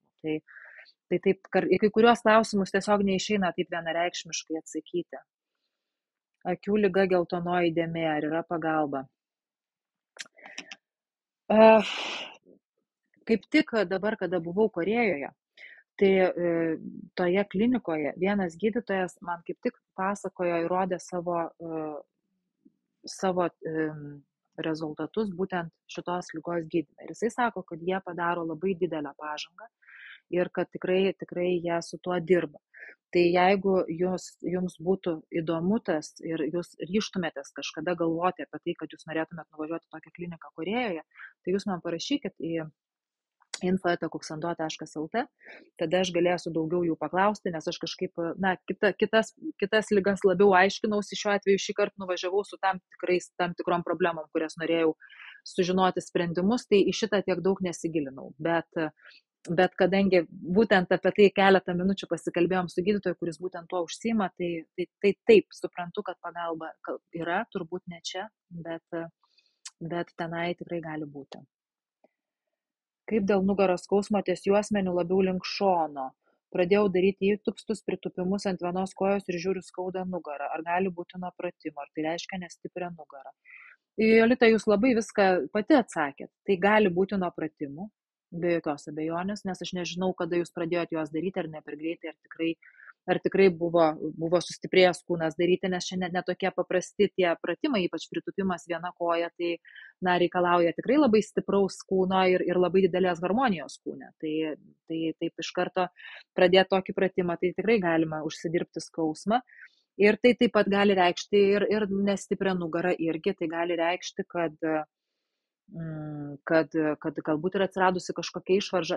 Atsakymų gali būti tikrai labai daug. Ir čia irgi turbūt yra gana individualu. Bet nugarą stiprinti bet kuriuo atveju reikia. Tai čia visiems ir visada. Čia, žinot, sustoji ir viskas sugrįžta. Tai čia nuolatinis toksai turėtų būti dalykas. Na va, ir paskutinis turbūt klausimas, bent jau kol kas. Minėjote, kad negalima baltų ryžių, bet Korėjoje vartojami balti ryžiai. Kiek matėsi iš jūsų pasidalymo apie maistą Korėjoje, rudų ryžių neteko matyti.